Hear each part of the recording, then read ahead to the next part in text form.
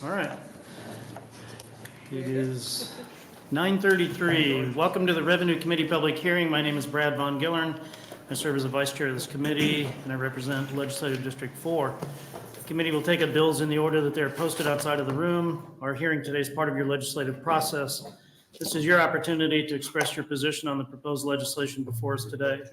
We ask that you limit handouts. If you're unable to attend the public hearing and would like your position stated for the record, you may submit your position and any comments using the legislature's website by 8 a.m. the day of the hearing. Letters emailed to a senator or staff member will not be a part of the permanent record. If you're unable to attend and testify at a public hearing due to a disability, you may use the Nebraska Legislature's website to submit written testimony in lieu of personal testimony. To better facilitate today's proceedings, I ask that you follow these procedures. Please turn off your cell phones and other electronic devices. The order of testimony is the introducer, proponents, opponents, neutrals, and then we'll cycle again through proponents, opponents, and neutrals, and we'll continue that till we're done. The testimony will conclude with closing remarks by the bill's introducer. If you'll be testifying, please complete the green form and hand it to the committee clerk when you come up to testify. If you have written materials that you would like to distribute to the committee, please hand them to the page to distribute. We need 10 copies for all committee members and staff. If you need additional copies, please ask a page to make copies for you now. When you begin to testify, please state and spell your name for the record. Please be concise. It's my request that you limit your testimony to 3 minutes, and we will use a light system. We'll have 2 minutes on green, 45 seconds on yellow, and then 15 seconds on red to wrap up. If your remarks were reflected in previous testimony, if you would like your position to be known but do not wish to testify, please sign a yellow form at the back of the room and it will be included in the official record. Please speak directly into the microphone so our transcribers are able to hear your testimony clearly. I would like to introduce committee staff. To my immediate left is legal counsel Charles Hamilton. To my left at the end of the table is committee clerk Corey Beerbaum. Corey, thank you. Corey is with the Appropriations Committee, but due to the unusual load of the special session, there are several committee staff that have agreed to share the load. So Corey, thank you for helping out there. Our page today is Delaney. Delaney, would you please stand and introduce yourself? Hi, I'm Delaney. I'm with Paige, and I'm the rising one out at Nebraska Law. Great. Thanks for being here today and throughout the week, Delaney.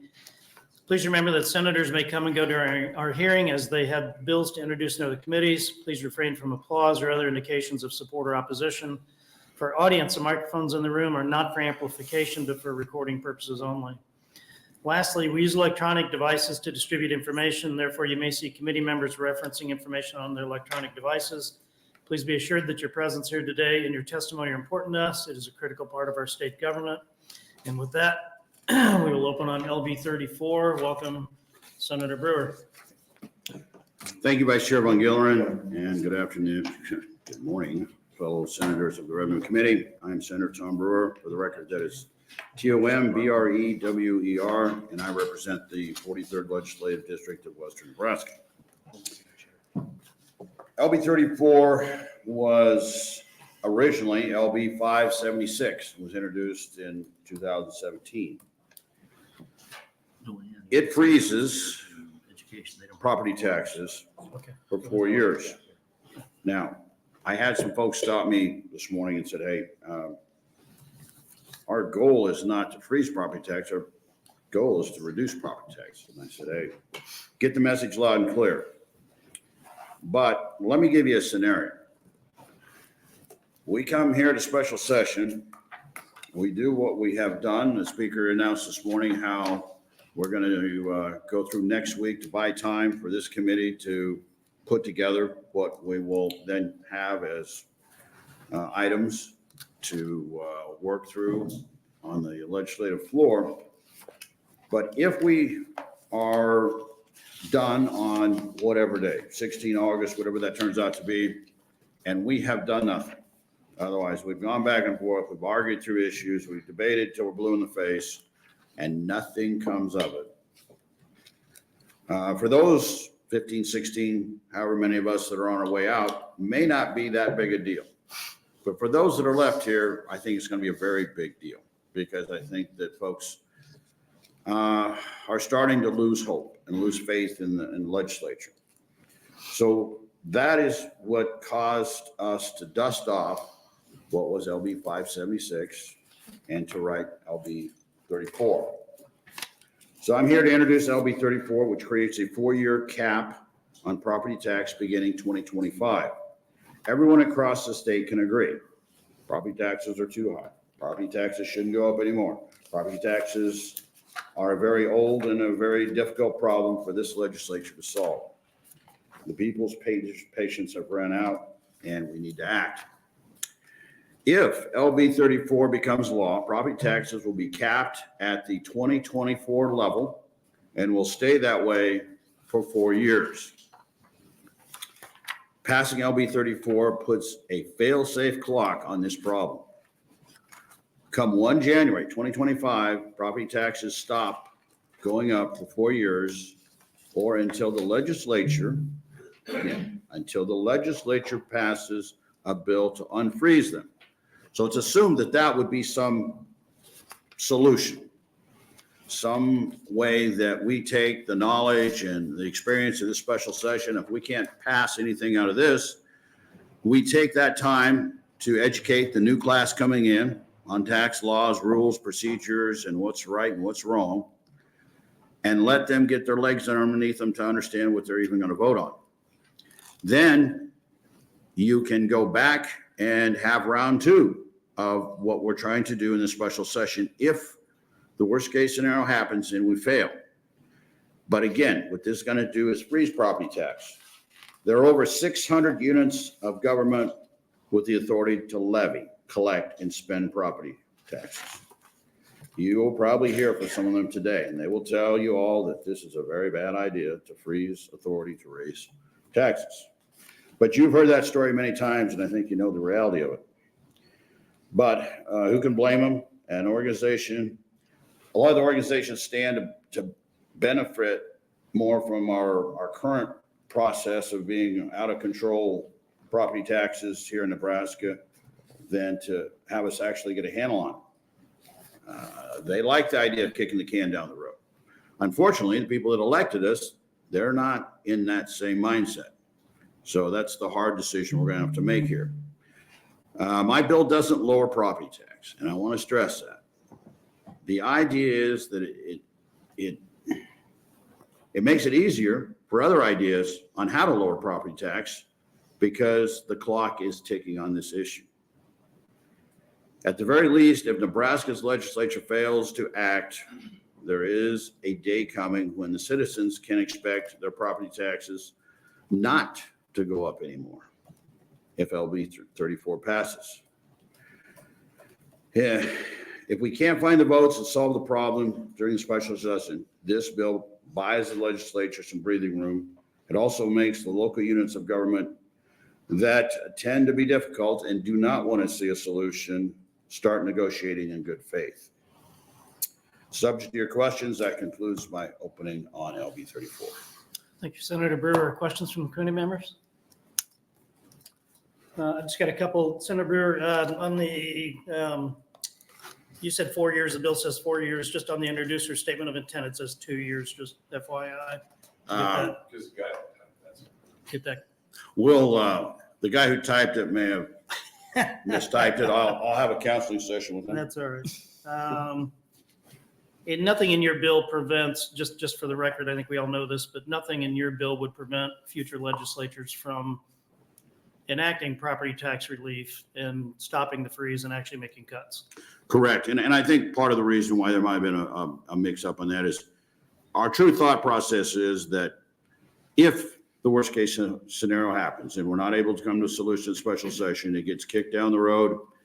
The first year might be difficult to get legislation through, but by the second year, there should be enough of a battle rhythm to where we think we could get a bill through.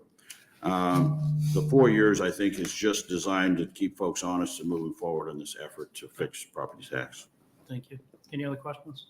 Senator Kauth? Would you describe this as a fail-safe?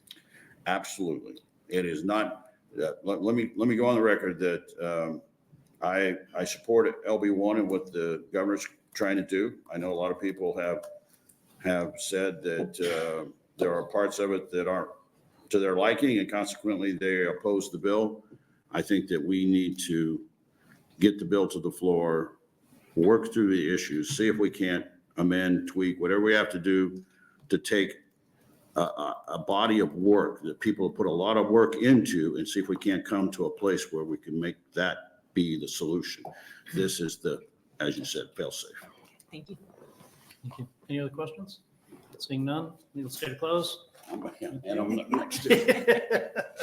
Invite any proponent testimony for LB 34. Any proponents? Seeing none, any opponents to LB 34?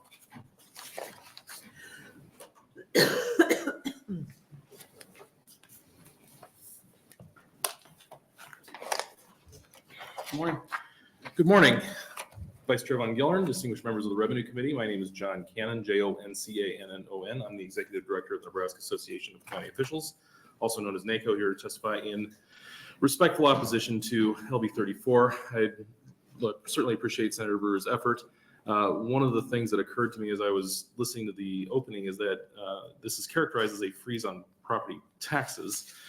But the plain language of the bill talks about a freeze of assessed values. And as this committee is acutely aware, if values are frozen, levy rates can rise along with it. The values are merely a function of the tax. The driver is going to be the property tax request. This bill, really, unless there's a different copy out there that I'm unaware of, but this bill talks about assessed value, not tax requests. And so it's not a freeze on property taxes. It is a freeze on property values. And I think that's a very important distinction to make up, and if it needs to be clarified, by golly, we should probably clarify it. Our primary reason for opposition, however, is Article 8, Section 1 of the Nebraska Constitution provides that taxes shall be levied by valuation uniformly and proportionately upon all real property. So, what exactly does that mean? We've talked about the Constitution before in this committee. All those elements have to be satisfied. Taxes have to be uniform and proportionate. The levy has to be uniform and proportionate. Valuation has to be uniform and proportionate. I appreciate the fact that Senator Brewer had talked about reference to a prior bill that had been brought up. This is very similar to a bill that had been brought up by Senator Groney back in 2016, LE 717. The Attorney General wrote an Attorney General's opinion about that, and it talked about a freezing of values. And he said, and I will quote, "Another uniformity issue, however, remains. If assessed values for 2016 are held to the assessed values used for 2015, no increase or decrease can be made which would reflect any changes in the actual value of real property," which is covered in this bill.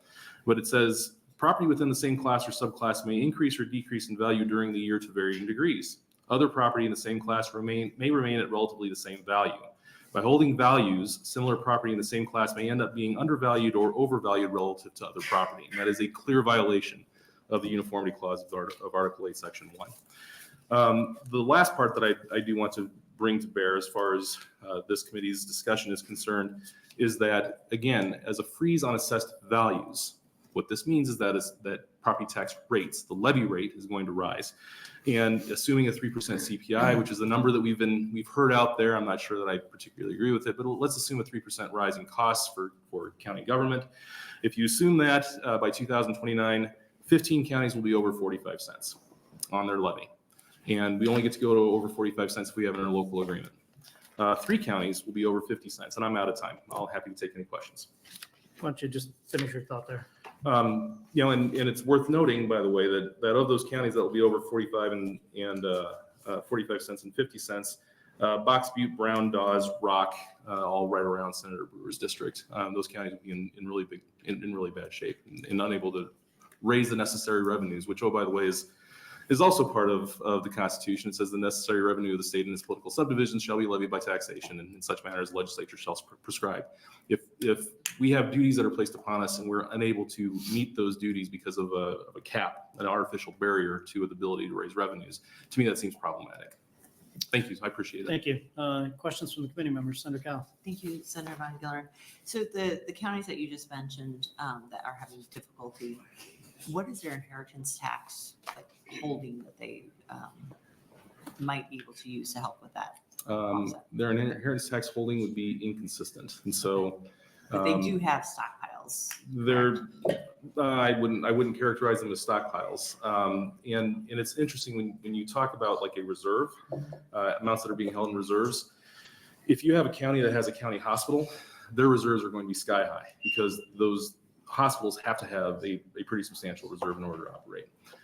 If you're talking about like a a very small county that does not have a county hospital. Their reserves will probably be next to nothing, if not non-existent, and to the point where they're really effectively relying on their inheritance tax fund to act as a reserve. And again, with those smaller counties, by virtue of the fact that you've got a smaller pool of people, the inheritance tax fund is going to fluctuate from year to year.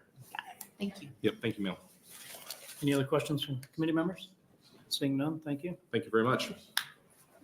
Invite up neutral testimony. Is there any neutral testimony? Seeing none, any other proponents? Seeing none, any opponents? Proponents for 34. Proponents for LB 34.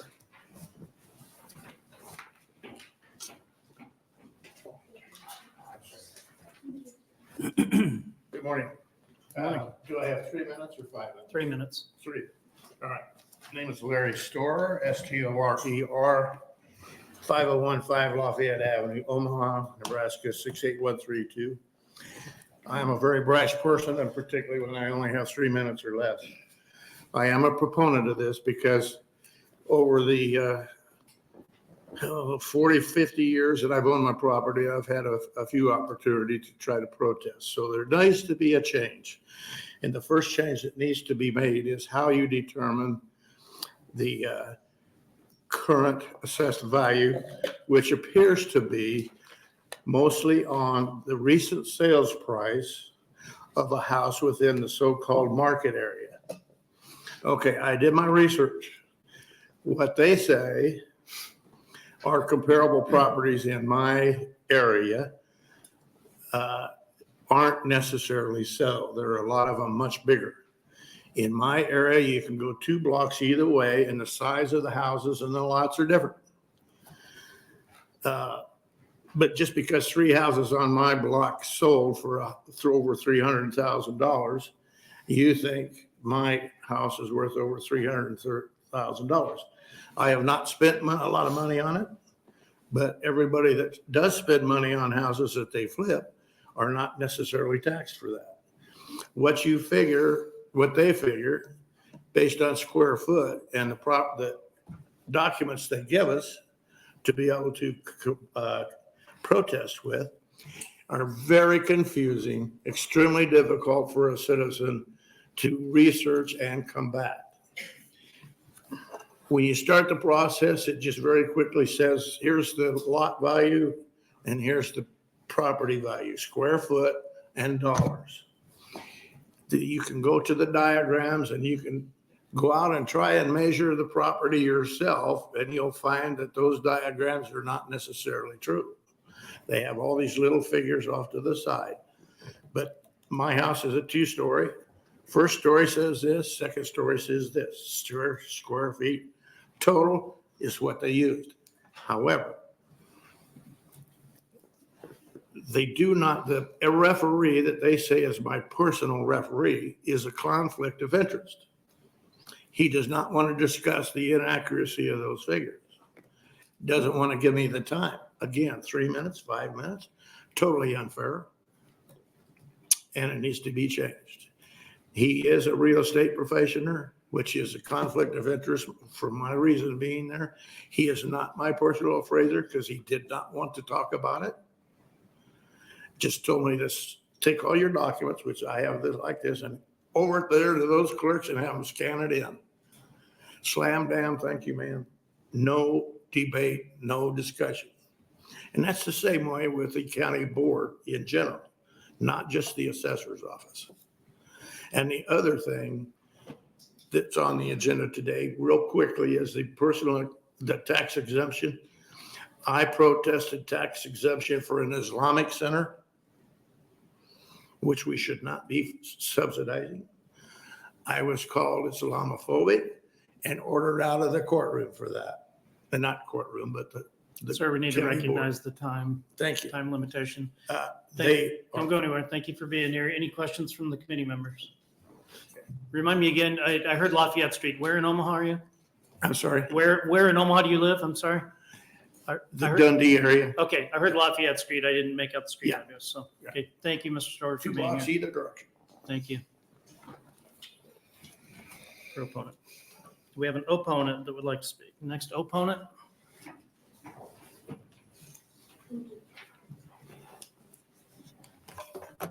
Good morning, members of the Revenue Committee.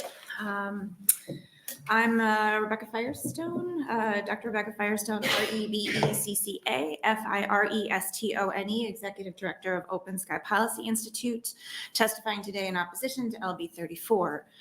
We're concerned about increased taxes being paid by property owners, but based on our analysis, we don't believe that LB 34 is an effective way to address this issue.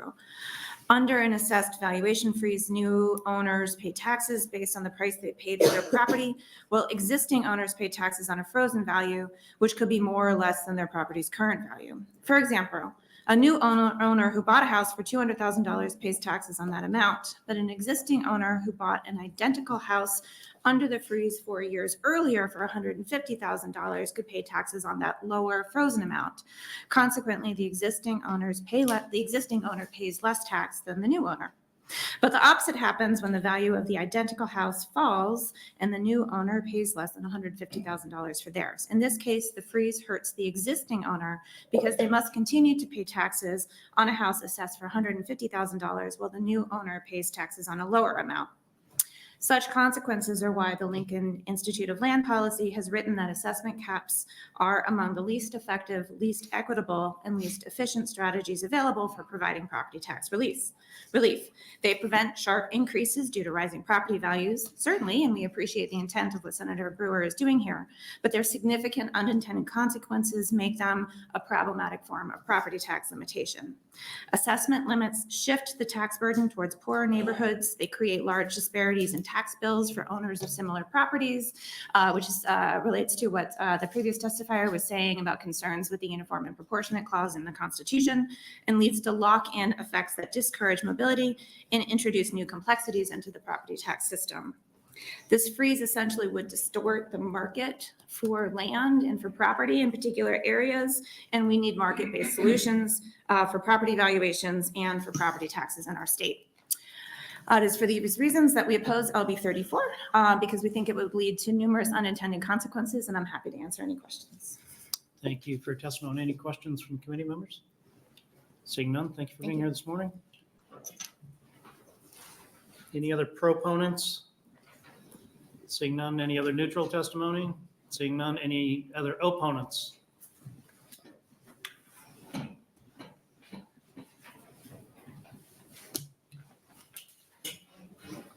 Morning. Good morning, members of the Revenue Committee. For the record, my name is Tim, T-I-M, Royers, R-O-Y-E-R-S. I'm the incoming president of the Nebraska State Education Association, and I'm here speaking on behalf of the amazing educators across this great state in opposition to LB 34. LB 34, as you've already heard, would lock in assessed value of property based on their 2024 evaluation. While that may appear on the surface to solve one of the persistent issues that has been mentioned throughout the week, it will create far more problems as a result. This idea is not new. The most infamous example of this kind of legislation was Prop 13 in California, passed in 1978. From our chair, the biggest concern is the fact that in the first 20 years after California implemented its version of what LB 34 attempts to do, the state went from 5th in per pupil funding to 47th. Obviously, one thing that sets LB 34 apart from other efforts like Prop 13 is the fact that this valuation freeze does have an end date. However, this expiration date becomes a functional poison pill for future legislative sessions, because to not extend the appraisal freeze would essentially mean that property owners would suddenly be confronted with at least 4 years worth of property value growth and its impact on their levy obligations. In other respects, LB 34 is even more damaging than what other states have done. In other instances, states would provide minimal valuation growth rather than hard freezes to allow for some growth in tax revenue for municipalities and schools. This bill does not do that, however, and that is reflected in the information submitted by the city of Omaha in the fiscal note regarding the significant drop in funding they would receive should this come to pass. We should heed the warnings of other states that have tried this.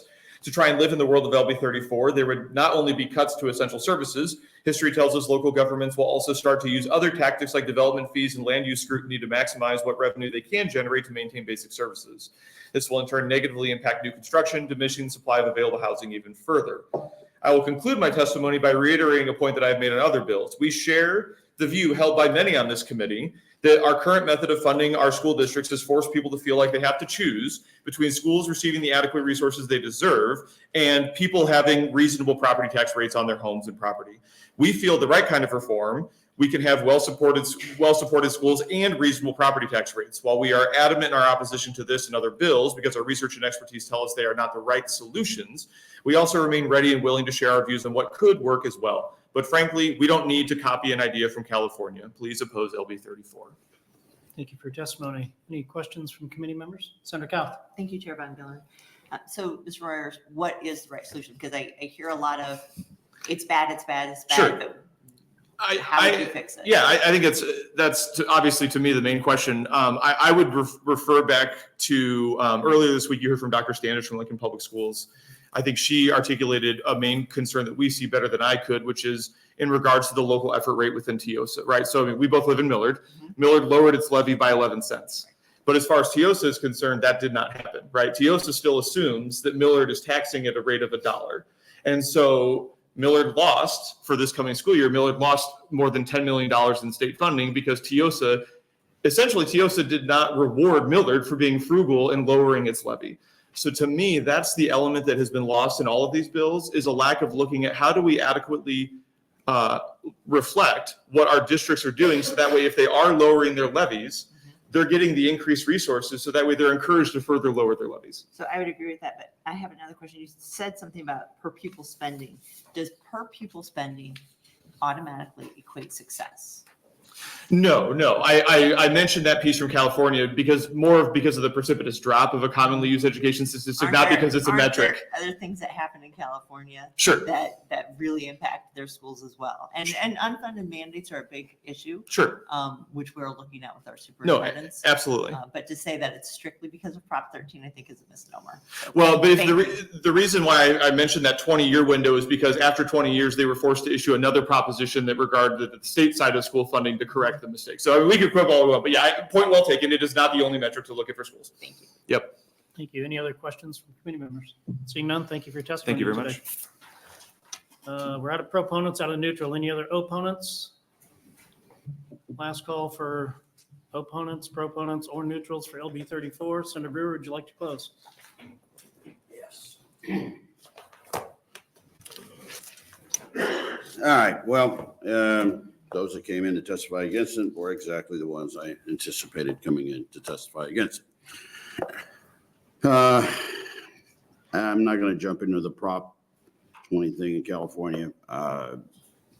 You're not comparing fair examples with those. For one, it is a difference of 4 years and 20.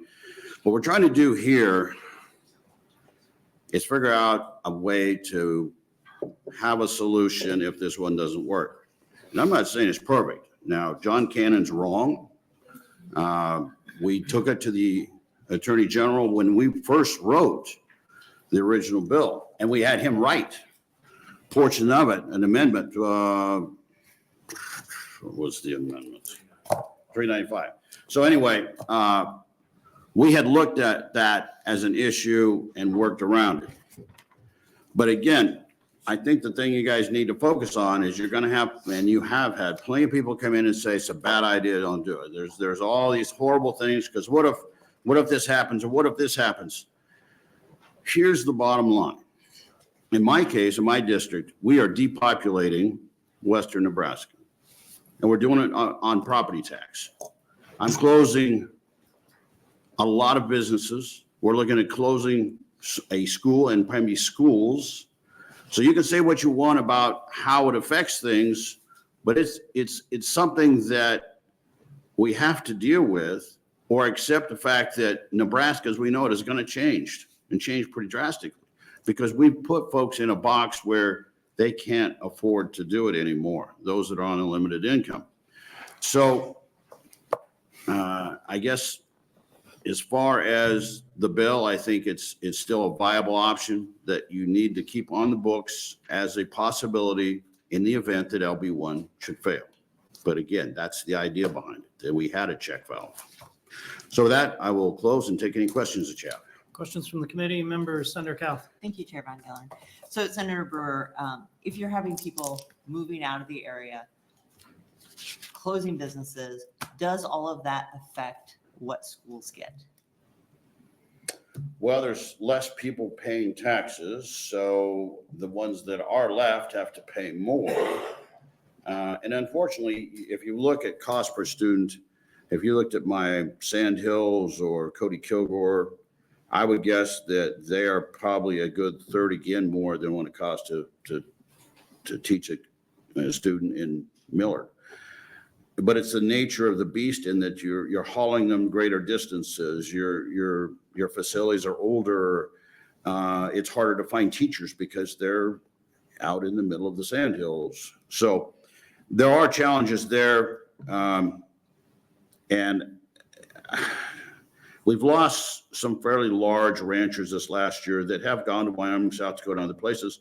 And I have nothing to offer them as far as hope that there's something down the road that would allow them to keep their ranch. And so, maybe I'm a little more passionate than I should be about it, but I just think that this is our opportunity. This is our window of time that we are going to be able to make a difference and change the course that we've set from our past taxation policy. And I wanted other options out there. And you said that some schools are closing? Well, we're looking at, we've consolidated about as much as we can consolidate without asking them to just travel huge distances.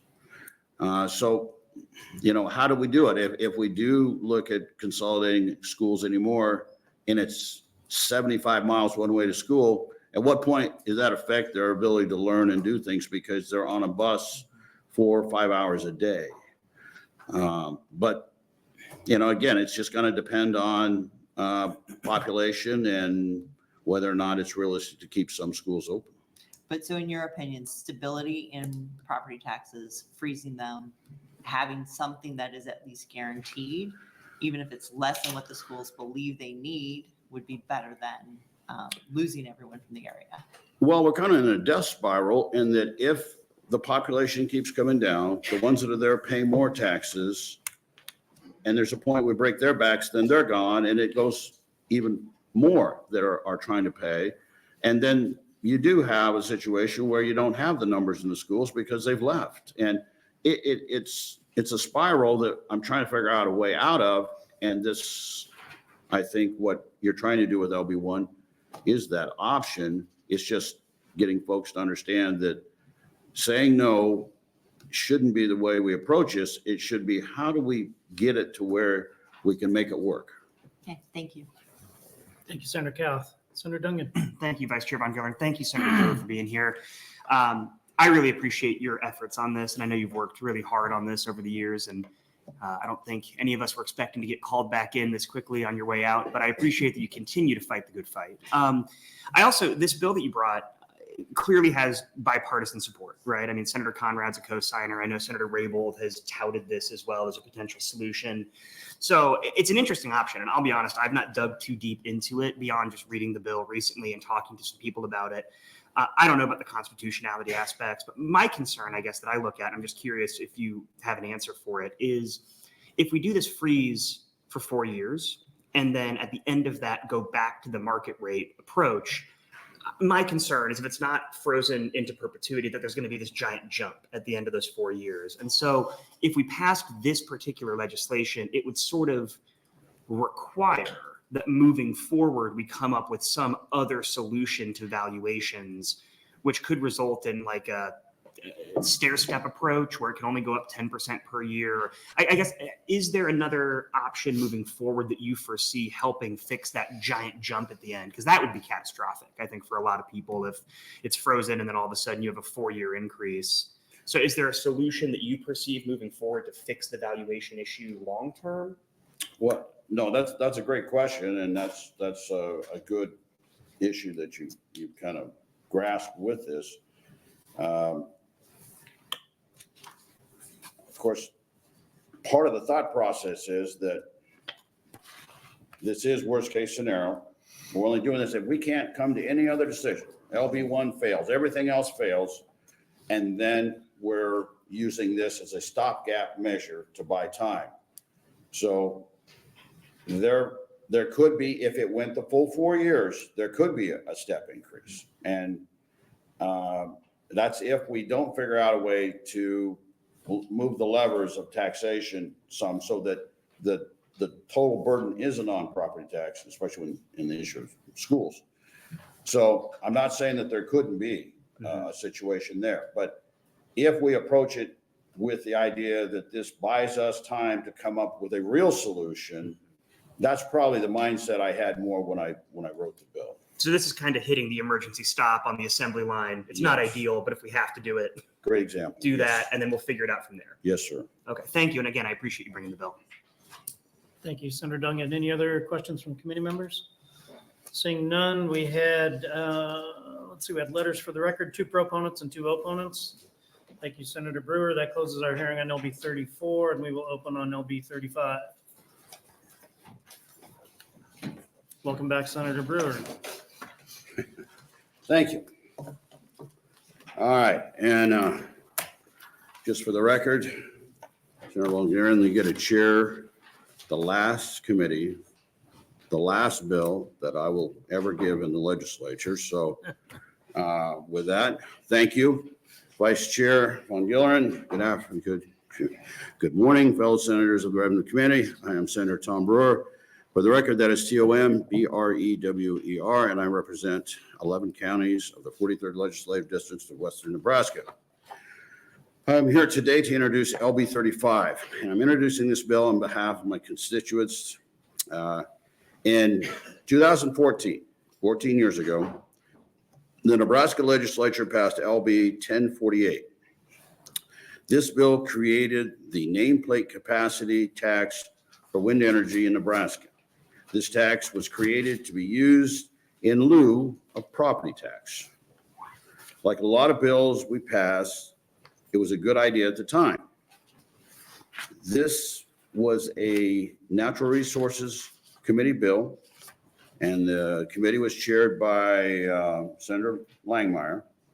His staff researched, because the problem, I was trying to go back and figure out, my staff researched, where do we come up with a figure? And I'm going to use this figure, and we'll jump to it as we go through the speech here, 3,815.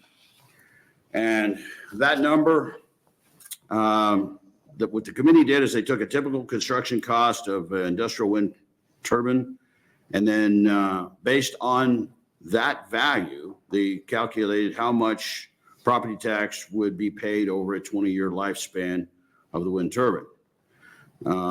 The end of the equation resulted in multiplying how much electricity the turbine would produce.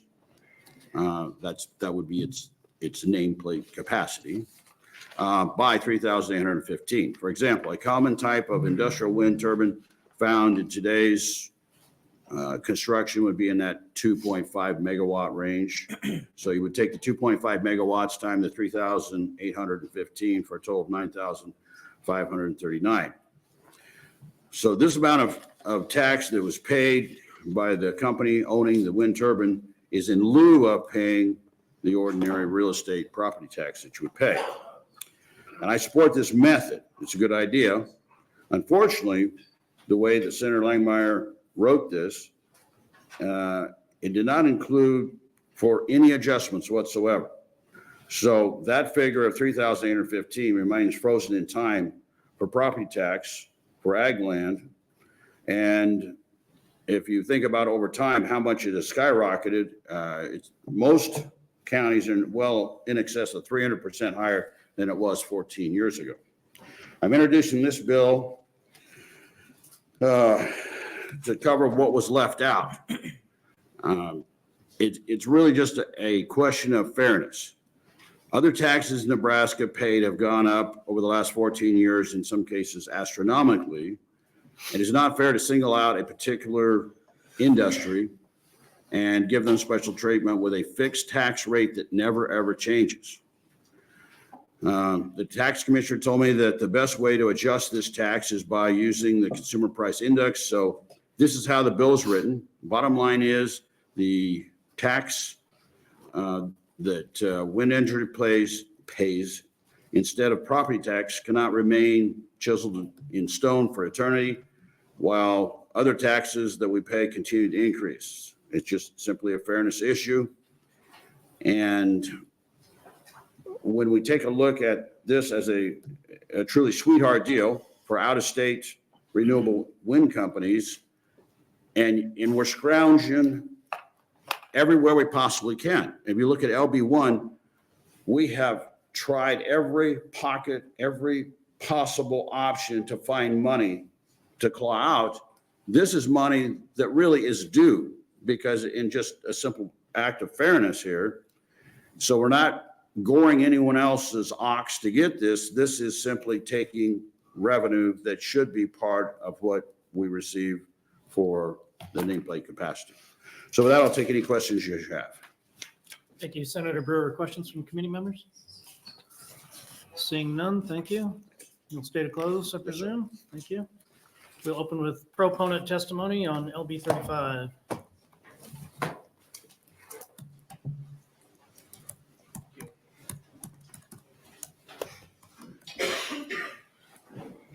Morning again, Mr. Cannon.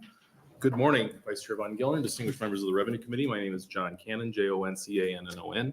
I'm the Executive Director of the Nebraska Association of County Officials. You may have heard us refer to as NACO from time to time. Here today to testify in very proud support of LB 35.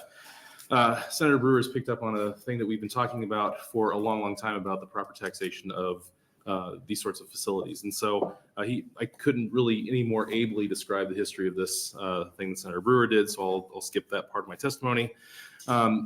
Suffice to say, though, that everything that he said is absolutely correct. We might prefer, though, to kind of reset that rate based on the, how much everything has increased. And it'd be very, very easy to do. I mean, you take an average cost at the average net book value of that personal property. You multiply it by a current average levy rate that you got out there in rural Nebraska, and then you divide by the number of megawatts of electricity they produce, so that the nameplate produces, and that should give you a different rate.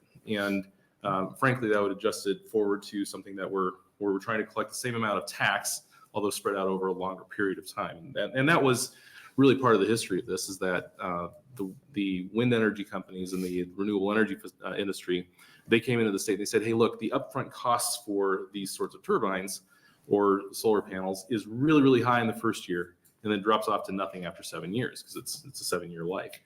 From the county's perspective, or from the local political subdivision's perspective, I can only speak for the counties, they said, yeah, you know what, that's great that we're getting $1 million in the first year, but we're getting zero after that, and the stuff's still out there. And so that was the compromise, as Senator Brewer had mentioned, which was, we're going to take the amount of taxes that you would have paid over time, and we're going to divide it by the 20-year expected life, and that's how we got to where we are. So adjusting the rates that more accurately reflects where we are currently is probably appropriate as a baseline, and then also including the accelerator going into the future.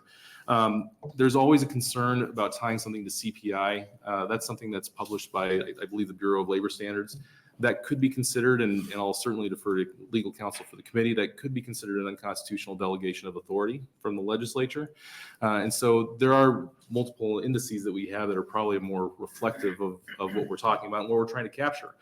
You could just say we're going to multiply it, we're going to increase it by the percent increase in valuation on a statewide basis. And that's not a delegation of authority to some other outside of the legislature body, and it just kind of reflects reality. And so with that, I'm happy to take any questions. Thank you, Mr. Cannon. Questions from committee members? I just have a couple. You mentioned, you used the term "these sort of facilities."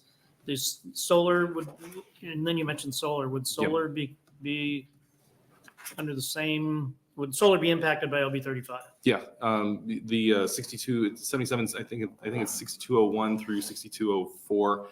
They refer to renewable energy facilities, and so renewable energy includes wind, solar.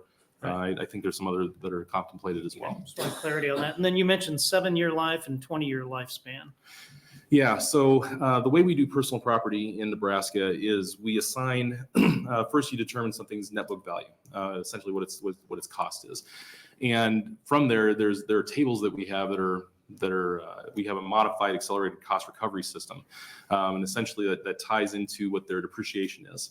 And for certain industries, we've assigned a particular lifespan. And I believe for the renewable energy facility industry, they're slotted into a 7-year life, even though these things last for 20 years. So the 7 years is depreciable time period, not the lifespan of the device. Yes, sir. Okay, got it. Thank you. Yes, sir. Any other questions from committee members? Seeing none, thank you. Thank you very much. As a proponent, any opponent testimony?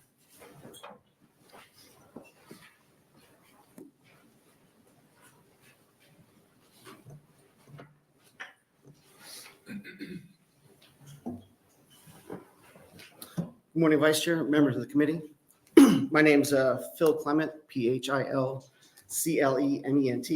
I represent NextEra Energy Resources, and I appreciate being here today. Respectfully, we'd like to oppose this bill. We're not opposed to updating the nameplate capacity tax. We're just opposed to how this bill is written. And it really comes down to two basic things. One is, like Mr. Cannon mentioned, the variability of the increases.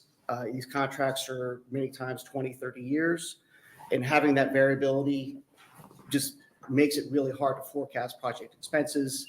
It makes the investment decision that much harder because of the unknown, tax increases over time. And that really can be a big effect, again, after 20, 30 years of unknown tax increases. And then the second main reason is the impact on existing projects. Most of the projects, at least that we've built here in the state, there are long-term fixed price contracts. So the price is fixed for the entire life of the project. The project cannot take in any more income. So there's no other way that the project can account for a higher tax. So this would just eat into the viability of the project. My recommendation, I would really love the chance to work in good faith with members of the Revenue Committee to come up with a bill between now and the beginning of next session and come up with a good agreement for the nameplate capacity tax update that works for especially the counties, works for the state, and also is financially viable for the renewable energy companies. Thank you. Thank you for your testimony. Questions? Senator Kauth. Thank you, Chair Van Giller. Why do you want to wait until next session to sit down and talk about how to fix this bill? Can't we do it now? Well, ma'am, I think trying to do the CPI is not a good way to have an increase. Have you sat down with Senator Brewer to talk about it? No, ma'am, not yet. I would recommend you do that. Absolutely. We're here now. Other questions from committee members? I got a couple. You said the variability of the increases are unknown. Would the variability of taxation on your projects be any different than what a homeowner or a commercial property owner or a rancher or a farmer currently experiences in the state of Nebraska? Would your variability be any greater than theirs? Your unknowns be any greater? Well, I'm not sure, sir. I think it would be, in that case, it's based on the assessed value. And let me just say as well, the nameplate capacity tax is only one part of the tax that the projects pay.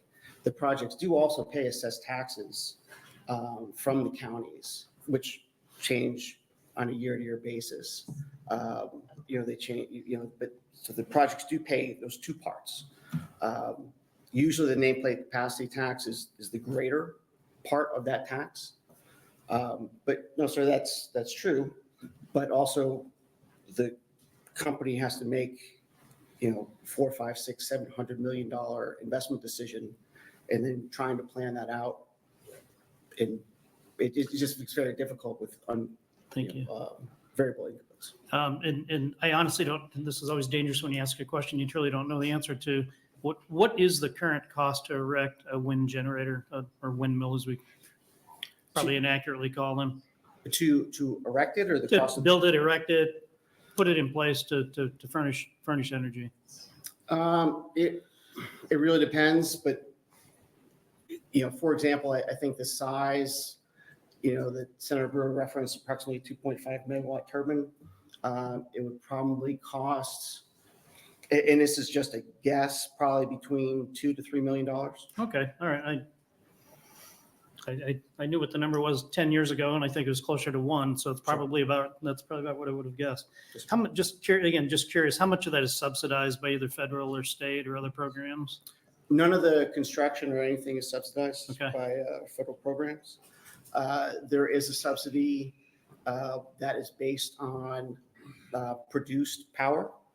Okay. But like all forms of generation, which are subsidized, the renewable energy industry does get subsidies, but the real renewable energy generation really would need subsidies to stay in the same footing as the other forms of generation that have been in existence for over 100 years that still get massive subsidies from the government. And part of that subsidy issue is the fact that Nebraska is public powered versus other states which are private and can take advantage of other tax advantages and so on.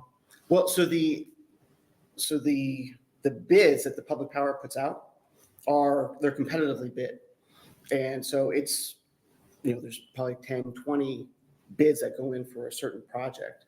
So all those, it's not a secret, right, that there's subsidies that are gained by producing this power. So that's all accounted into the price. I mean, that just lowers the price that the companies can offer to the public power district. There's a reason that Iowa has 10x what Nebraska has in wind energy or whatever the number is. Yes, and that's why their power prices are lower. Okay. All right, thank you.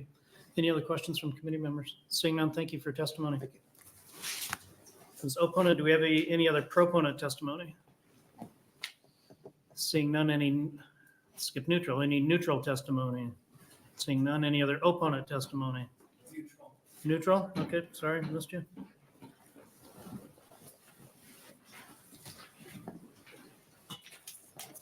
Morning. Morning. Hello, my name is Edison McDonald, Edison McDonald, and I'm the government relations representative for GC Revolt. We're a small solar and wind development company. We work mostly on projects with family farmers on the smaller to mid-scale size of projects, but we also do some land agent work on some larger projects. We are glad to discuss this topic and think that it's fair to take a look at increasing the nameplate capacity tax. Already, renewable energy provides $17.3 million in property tax relief, 2,313 jobs, and $37.5 million in direct payments to farmers who've been overloaded with property tax burdens. As we look to do our part, I would just echo the comments from the next era speaker. I think that increasing payments is okay. This methodology probably doesn't work out well enough, and figuring out what the correct methodology is may take some more time. I haven't spoken with Senator Brewer about this yet, but we'd be happy to talk about it and happy to look at finding some sort of model that takes into account the long-term development and benefits of these types of projects. That I'll close. Thank you for your testimony. Any questions from committee members? Seeing none, thank you for being here. Okay, lost where I am. Any proponents for LB 35? Seeing none. Any other opponents on LB 35? Any other neutral testifiers? Seeing none, Senator Brewer, while you come up to close, I will note that there was one proponent letter and 3 opponent letters received for the record. Senator Brewer. Thank you. All right, well, first off, I'd like to retract my statement that John Cannon was wrong.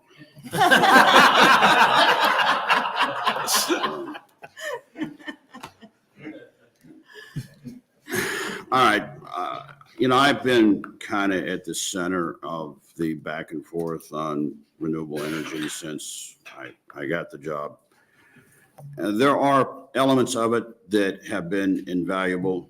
I think what Edison represents with the solar projects that are directly supporting our ag industry, and I'll give you an example. You see fewer windmills in the sandhills because it's gone to solar panels. They're more efficient, they work well, and have been a tremendous asset for many of them that are in remote locations.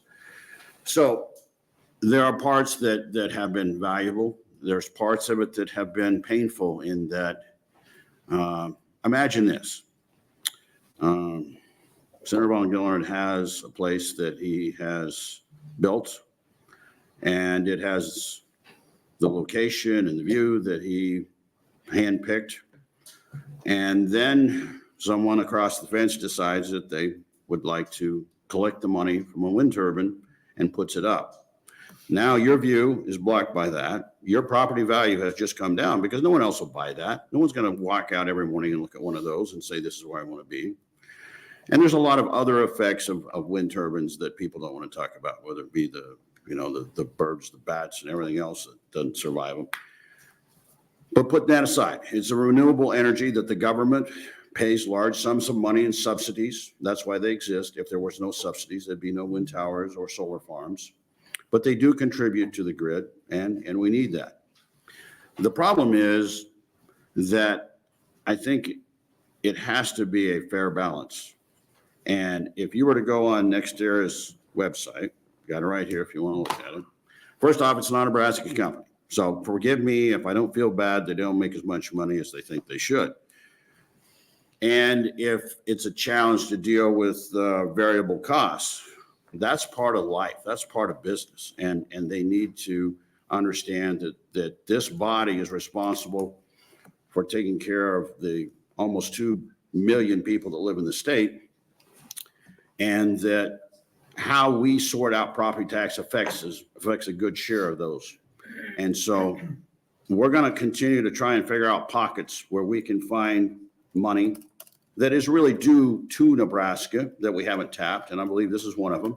We're going to look at places where we can maybe move how we give breaks to people so that the ones that maybe don't need as much can shift that around to those who need it more. But this challenge that you guys have, I do not envy you. And really, the decision that this committee makes is going to set a path ahead. But all I try to do with LB 35 is to say, hey, here is an opportunity for us to look at a pocket that I believe hasn't been paying their fair share, and that it could be added to that list of things that we can have, so that at some point we can reach a number that will allow us to bring down property tax and not depopulate parts of the state and not have folks leave because they can't afford to live in Nebraska. So anyway, with that, I'll take any questions you got. Thank you, Senator Brewer. Any questions from the committee members? Just a quick comment before you go. If it is the case that I got to chair your last hearing in this legislature, I'm truly honored. And then secondly, I appreciate your optimism that we won't have another special session after this. Let's close our hearing on LB 35. Thank you, Senator Brewer. We'll open on LRCA with Senator Kauth. Welcome, Senator Kauth. The official name is the 108th Legislature's first special session. Yeah, oh, that's what's up on the board every Is that what it says? Yes. We don't have to reopen. Yeah. Yeah. Any questions from the? George, would you do me a favor and just scoot over so I can just talk to the two? All right. Good Give morning. me just 1 second here, if you would, please.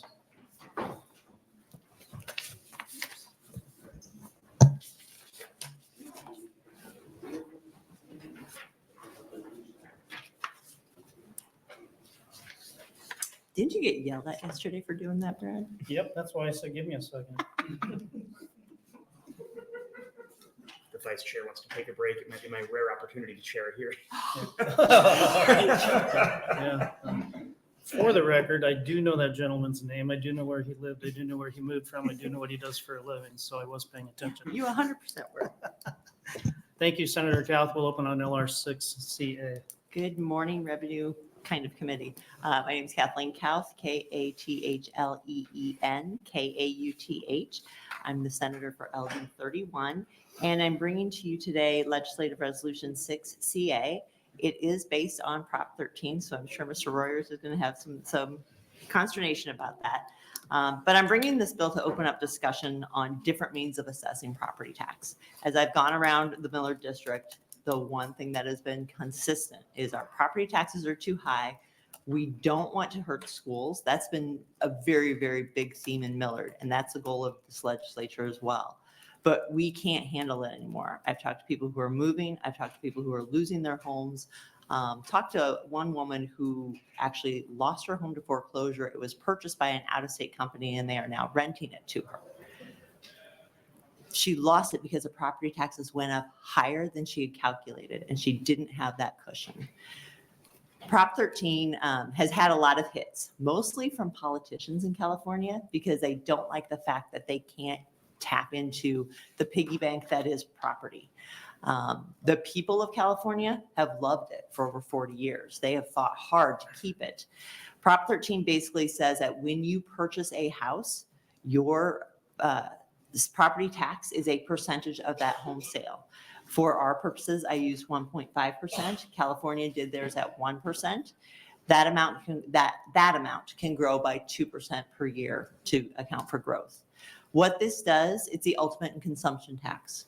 It gives people the choice. They look at a house and say, I can afford this house. I can see what this tax is. And now I know with certainty what that tax will be going forward. And I can make that decision to purchase it. The other thing that this does is it removes the mass appraisal effect. During COVID, we had homes selling for $30,000, $50,000, $100,000 more than they were actually valued. And that's great for that person who sold. But the people who are behind, the neighbors who they left, all of their property taxes went up because their valuations increased because of that one skewed number. This removes that effect. This is ultimately extraordinarily fair. It lets people make a choice about what they can afford and what they want to plan to afford. If they sell their house and move somewhere else, their new house, they'll have to make that choice again and just make a decision based on what their income is. This also provides stability for neighborhoods. If you've got this great deal, you're probably going to invest more in your property and invest more in your neighborhood and stay there. You can be taxed on additional growth. So if you have a small $100,000 home and you put on a $200,000 addition, that's going to be readjusted. I think that this gives us at least a shot at talking about how this could work here. And again, I picked the 1.5% because 1% was too low and it did impact a lot of things in California. I do want to stress, though, that the amount of mandates that California puts on their schools that are unfunded is extreme, and that plays a big part into why they are doing so poorly. We've also had that discussion here in Nebraska with our superintendents. What are some of the unfunded mandates that we can get rid of here to keep our costs low? This is just one piece of the puzzle. I'm happy to talk about it. Dr. Ernie Goss has said reducing property taxes is one of the most significant drivers of economic development that we can do for our state. So I welcome your questions. Thank you, Senator Kauth. Are there any questions from the committee members? Oh, George. Sure. Senator Duncan. Thank you, Vice Chair Von Governor. Thank you, Senator Kauth. I was reading through yours here, and I'll admit I'm not as familiar with Prop 13 outside of just sort of cursory conversations I've had about it, so I've not dug into the details. I do know that one of the complaints or concerns that has been expressed is this, and I think it was brought up during a prior hearing, is this idea that when you have, to call it simply like a freeze on assessment growth and those kind of things, that there's a disproportionate amount of property taxes being paid by new home buyers. Who have made a choice to purchase, and that's just it. Everyone is on a very level playing field because when you choose to buy a property, you are knowing exactly what that tax is going to be. Sure. So, everybody's valuations have gone up. There's no, when you talk about fairness like that, what it sounds like you're talking about is everyone should have a completely equal outcome, regardless of the choices that they make. And I think with this, we're putting choice back in the hands of the consumers. Yeah, and I think we've had kind of an ongoing conversation in this committee over the last week of the differences between equality and equity and sort of the definitions of those things. Right. But I guess my sort of realistic concern, so I'm 35. I talk to a lot of my friends who are either currently trying to buy houses or have made the determination that they're not able to right now. And when we have these property tax conversations, where it sort of stems from for them, or where they talk about it, is whether or not they're ever even going to be able to buy a home in the first place. And so I just know that there's been a concern, understanding that it's a choice that you're making and it's sort of an equal, everybody's on the same footing kind of conversation. But the real outcome that I'm concerned about is that this would make it very prohibitive for younger, new families to buy homes. And so I just, Why would it make it prohibitive for them to buy? well, I guess in terms of the distribution of the property tax, the idea with Prop 13, as I understand it, is that if you've owned your home for a very long period of time, you're paying a much lower property tax than somebody who's purchasing a home where that property tax is being based on the assessed value at the time of purchase. So It's based on the sale price. the sale price, Right. right? And so the Right. distribution of that property tax arguably could be disproportionate for the newer, younger people who are But- buying those homes. But that's true for everything. The newer, younger people are going to be paying higher prices for everything because everything goes up. So it's not like they could say, hey, I'm going to go back to the 1950s and pay that $40,000 for a craftsman Mhm. that my grandparents did. Mhm. Everything gets more expensive. When you choose to jump in, I think it will accelerate people jumping into the market because they will be younger and say, hey, listen, I could lock this in now and never have to worry about that surprise. When that property tax valuation comes in the mail, I just start getting phone calls like crazy, and my neighbors walk up to me with their card in their hand saying, what is this? Mhm. That's a surprise that we have absolutely no control over, none whatsoever. And again, so if you have young people who are thinking, hey gosh, I'm gonna save and save and save, and I'm gonna get this really great house, and then they buy it, and then all of a sudden their valuation goes up even higher, and they're at a loss because they didn't plan for it. Yeah. This allows us to plan. I do want to make one, there's an amendment, sorry, George. Amendment 29, Senator Duncan. California they had some of the things that went wrong. They did not say that you couldn't just pass it down through generations. So then you would have that 1940s craftsman that cost $40,000 that, somebody in today's terms is still paying a $40,000. This amendment basically says if it goes intergenerationally, it has to be sold, or a sale price or a new assessment has to happen, because that was one of the reasons why California felt that they were losing more money, is they weren't collecting new people in that house. So that's what that's sort of analogous to like rent control being passed on. Exactly. Yeah.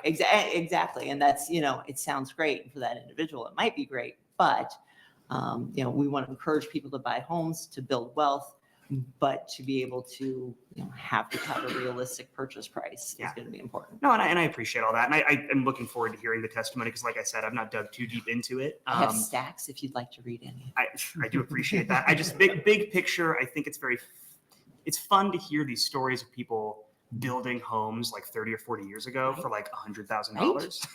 And then, people in my generation trying to buy homes. It's so cost prohibitive. And I will say, I completely agree. For the friends of mine who have purchased a home, who have texted me during this whole debate and said, we got to do something about property taxes because their mortgages are going up. So we all agree it's an issue for sure. I just want to make sure there's not those unintended consequences. And that's what I hope we can really kind of hammer out in committee, is figure out, okay, could this work? How does this fit in with everything that we're doing? This is a starting point, and I hope that we can kind of hammer things out. So Sure. Well, thank you. Thank you, Senator Duggan. Thank you, Senator Kauth. Any other questions from committee members? For those who are maybe watching either in the audience or watching on television, one of the weird things about being in special session is the hearings overlap. So there are members that would normally be here in committee that are testifying in other hearings or are on other committees and need to be present there. So the usual day-by-day coordination that we have during the regular session is a little bit disrupted during special session. So thanks to all of us that can be here for the hearing. So thank you, Senator Kauth, for your opening.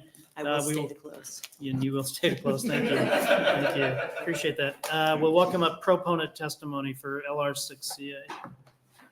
Proponent.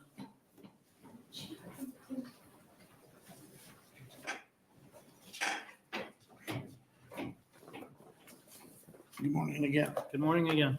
Larry Storer, 5015 Lafayette Avenue, Omaha, 68132, Douglas County, Nebraska.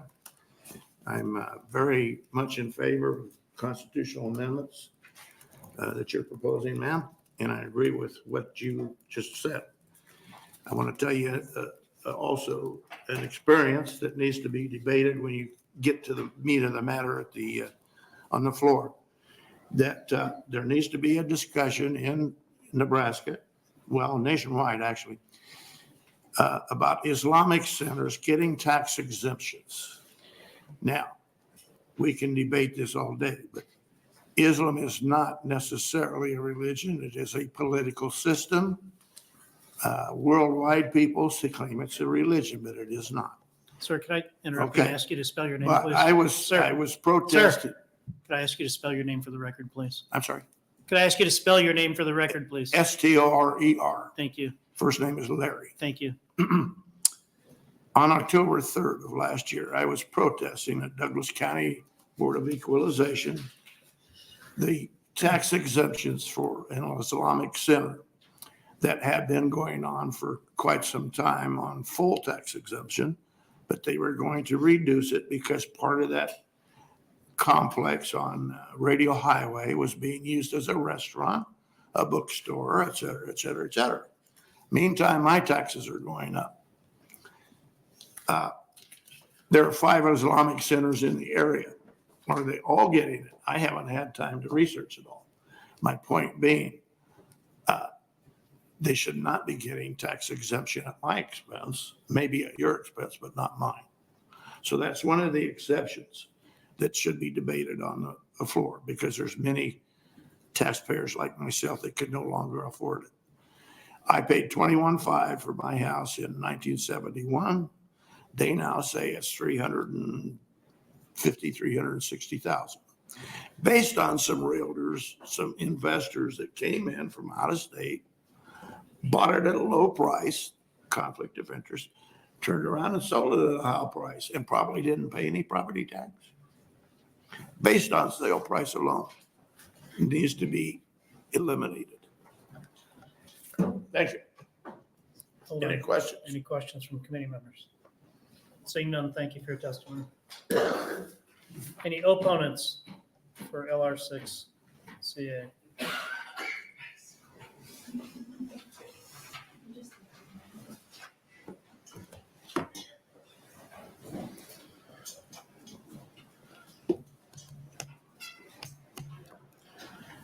Welcome, Mr. Gannon. Good morning, Vice Chair Von Gillern, member of the Revenue Committee. My name is John Cannon, Joncannon. I'm the Executive Director of the Nebraska Association of County Officials, also known as NACO, here to testify today in respectful opposition to LR6CA. I appreciate Senator Kauth bringing this because, this really gets to the heart of tax policy. And boy, do we love to talk about it. I might not be the most articulate, but I do like to talk about it. Really hit at cocktail parties, as you might expect. When we talk about property taxes, I'm always reminded of the story of the Gordian knot. It was tied to an ox cart in like Thebes or somewhere in ancient Greece. And the prophecy was that whosoever was able to untangle the Gordian knot would go on to rule all of Asia. And Alexander the Great came along and he sliced through it with a sword. Problem solved. And there are lots of different varying interpretations of what that means. I prefer to think of it as a different kind of mental genius on the part of Alexander the Great. And Prop 13 is kind of like slicing the Gordian knot in half. There is a very basic simplicity to it that shouldn't be overstated. However, it butts up against the fact that, as we've discussed when we talk about tax policy, that valuation is a function and not the driver of the property tax. The property tax request is fundamentally what's going to determine what someone pays in property taxes. The example that I've been using for a long, long time is that if my valuation goes up 10%, but the property tax request remains the same, my tax bill will remain the same.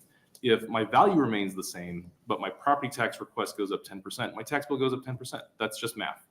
And so I think that by taking the focus off of the property tax request and instead placing it on valuations, now we're talking about how we manipulate numbers in a way that achieves a result with a lot of perverse results.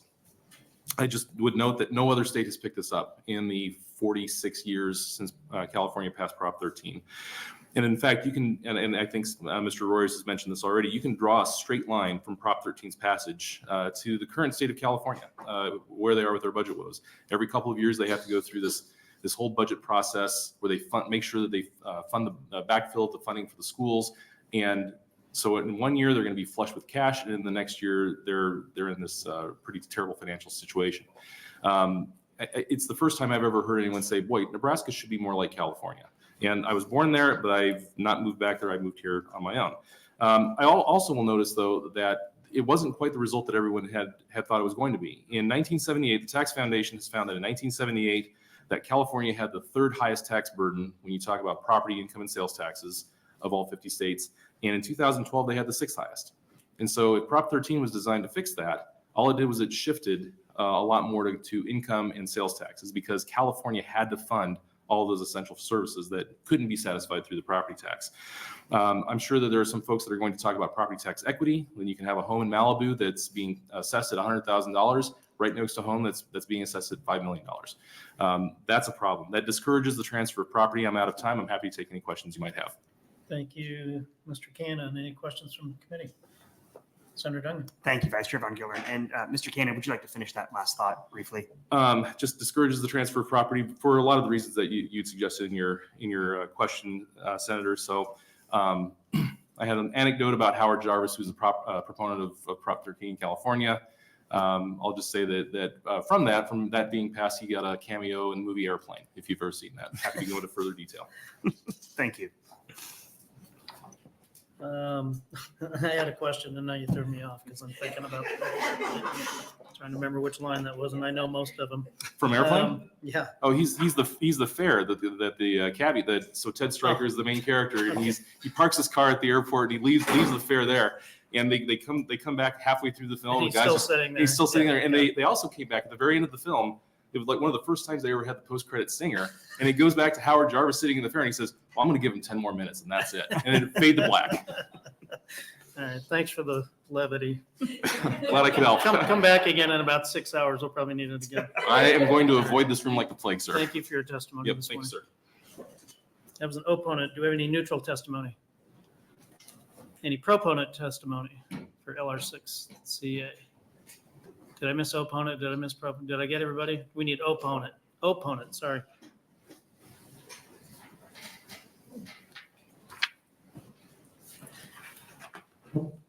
Hello again, members of the Shrinking Revenue Committee.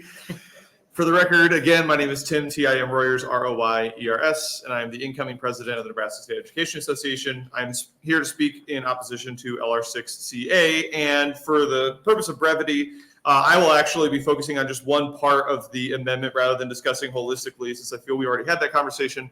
I'm here to speak about the change in the vote threshold requirement for a school bond to 55%. This change would have a harmful impact on the kids in our communities, and in our estimation is another example of this body's attempt to undermine local control during this special session.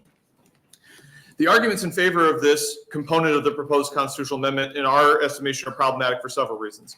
First, many school districts across the state have a voter base whose majority is comprised of households without school-age children. So to even reach a simple majority on a bond vote is an impressive demonstration of that community's willingness to invest additional resources, even if they don't necessarily see a direct gain themselves.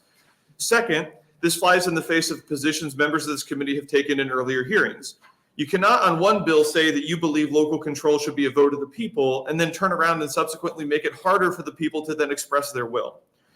Furthermore, we have heard the chair of this committee say several times this week that the legislature could, quote, do anything it wants in regards to school funding. I think we can surely all agree decisions you make here have the potential to have a far greater impact on my tax obligation as a resident than a single school bond vote.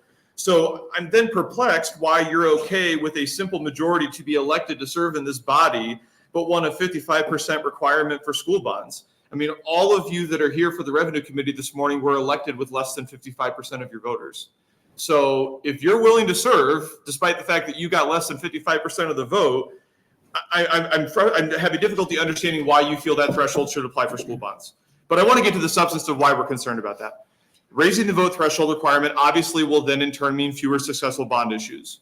This is problematic because more and more districts are using bonds for one very critical issue, addressing school safety needs. From interior locking doors to security cameras to controlled entry access points, voters have authorized districts across our state to make significant investments to make our schools safer for our kids.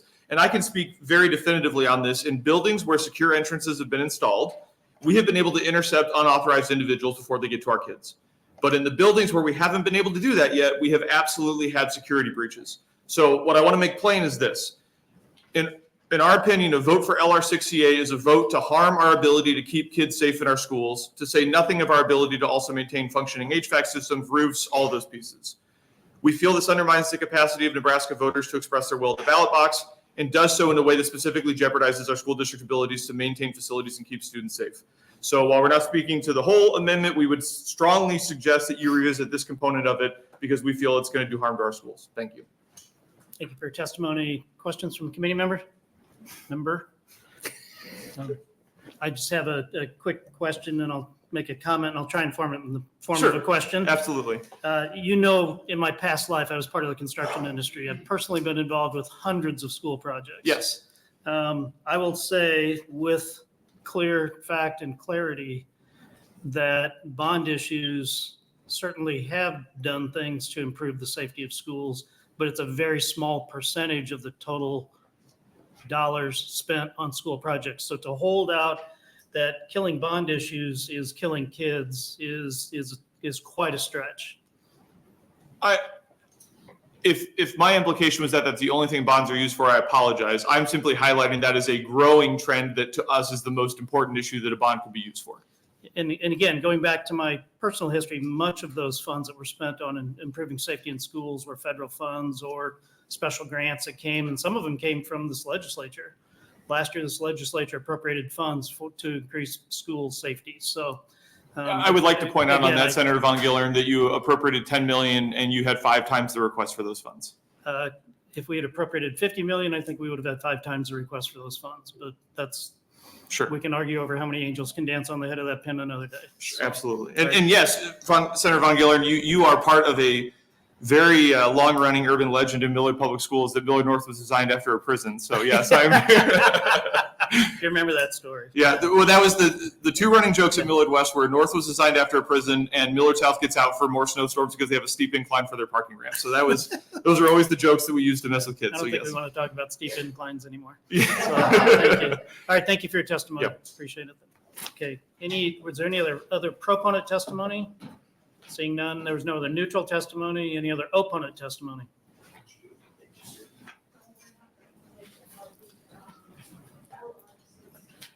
Good morning. Good morning. It's still morning. Okay, Senator Von Gillern, Senator Dungan, legal counsel, clerk, Colby Coash, Colby Coash. I represent the Nebraska Association of School Boards. I'm here today to comment on one particular portion of the constitutional amendment. Mr. Royers brought it up as well. We have a little bit of a different take on it. But it is the provision about moving the bond threshold to 55%. Our members are elected, as you are. They feel very strongly that elections matter. One person, one vote is kind of what our whole system is based on here. And moving that threshold kind of flies in the face of that. And for that reason, we wanted to be on record to say that provision is problematic for our members. Great, thank you. Any questions from the committee members? Thank you for your concise, brief, and clear testimony. You're welcome. Next, opponent. Seeing none. So we're out of opponents, we're out of proponents, we're out of neutral. I'm sorry, did you say opponent? I'm sorry. Opponent. I'm so sorry. That's all right. We're here all day. Senator Von Gillern and members of the Revenue Committee. My name is Christy Abraham, CHRISTY ABRAHAM. I'm here representing the League of Nebraska Municipalities. I want to thank you for all your work and thank Senator Kauth for introducing this. I appreciate that she's opening the dialogue on property taxes. And the League certainly is in support of trying to figure out the property tax issue. The League shares many of the concerns that NACO raised, so I don't mean to repeat those. Property taxes may go down with this proposal, but as you heard from NACO, there will then be put stress on other sources of revenue to make up that difference, like sales tax and other things like that. And not all municipalities have sales taxes. In fact, the vast majority do not. The other thing I'd like to mention is tomorrow you're going to hear a bill, LB 80, that is brought by Senator Raybold. That is the bill that League and NACO have worked on to put property tax caps on municipalities and counties. It's going to look very familiar to you. It looks like the amendment to 388 that we negotiated with the governor on property tax caps for us, with some exceptions for things like public safety and growth and things like that. So that right now is where we would like the committee to go. That's the way, that's the path forward that we feel for property tax reduction. So I just wanted to lift that up, that you'll hear that bill tomorrow. So I'm happy to take any questions. Thank you for your testimony. Any questions from the committee member? Seeing none, thank you for being here this morning. Thanks so much. I appreciate it. Yes. Any other opponent testimony? No other proponents, no other neutrals. That will wrap up our testimonies. Senator Kauth, would you like to close? And as you come forward, we had letters for the record. We had 0 proponents and 8 opponents. Okay. Thank you, Senator Von Gillern. And I love the fact that you said any questions from the committee member. That was great. Faithful committee member. I really appreciate everybody coming up and testifying. All I heard after Gordian Knot was John Cannon telling me I was a mental genius. So I'm done for the day. And the fact that no other state has picked it up, that's true, which is why we have to look at this thoughtfully and see if this is something that will work here. I think Nebraska is a pretty unique state. We don't have the population. We don't have the tourism. We have a lot of different things. So no state can be compared equally to each other. We have to see, okay, what works for someone that we can pull parts of and make work here. And I got to tell you, it pains me to say that California has a better property tax code. Than painful for me. When he was talking about how it discourages a transfer of property, to me, that sounds like stability. To me, that sounds like everything you want in a neighborhood. So last night, the trees came down in our neighborhood.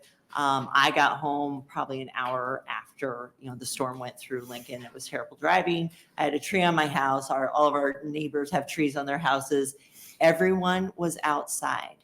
Everyone was pulling out their chainsaws, grabbing their gloves, doing everything because we know each other. We like each other. We've been there a while. The people who've just moved in, we're going over and checking on them because we are adapting to our community and making sure everybody was stable and okay.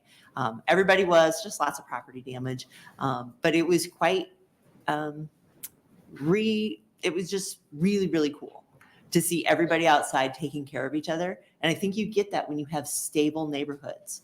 I would be fine if we limited this bill to owner occupied housing, because I think that might, we don't want to have people buy something and then have it just be a constant rental. So I think that needs to be looked at. But again, stability and not turning over neighborhoods is not necessarily a bad thing. And for Mr. Royers and the NASB, I'm more than happy to talk about that threshold. I think I kind of picked halfway down the middle. There was a discussion 50%, 60%. I said, well, let's try 55 and see what happens.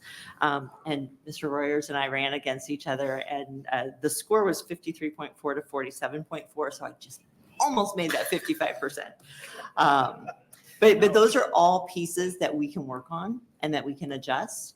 And so I'm grateful for all of the willingness to evaluate something that is quite different. So thank you very much. Thank you. Questions from the committee member? Senator Dungan. Thank you, Vice Chair Von Gillern, and thank you, Senator Kauth. I just want to clarify, we have a lot of people watching at home, and I've received a number of texts. Reasonable minds can disagree about whether or not religious entities deserve tax exemptions, but Correct. Islam is a religion. Is that fair to say? I have absolutely no idea. I just want to be very that's clear on the record that yeah. Islam is a religion. I've received a number of texts, so Thank wanted you to for bring that making up and make clear. it clear, but thank you. Absolutely. Thank you. To your point in your question, and for those watching present and watching on television, this is a place where free speech exists, and things can be said. Different opinions can be rendered from the hearing chair, and the committee neither endorses nor confirms nor denies what we take all those things into consideration. So thank you for pointing that out, Senator Dungan.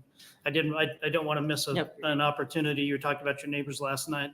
We were outside cleaning up our yard, and I was really proud. My 12-year-old grandson said, we need to go check on Sam and Cash and make sure they're okay. Nice. There's friends in the neighborhood. So, And that is what is great about that's what Nebraska, which is Nebraska why knows. we all want to stay. Yep. Yep, thank you. Thank you for your testimony. This will conclude our hearing on LR6CA. Where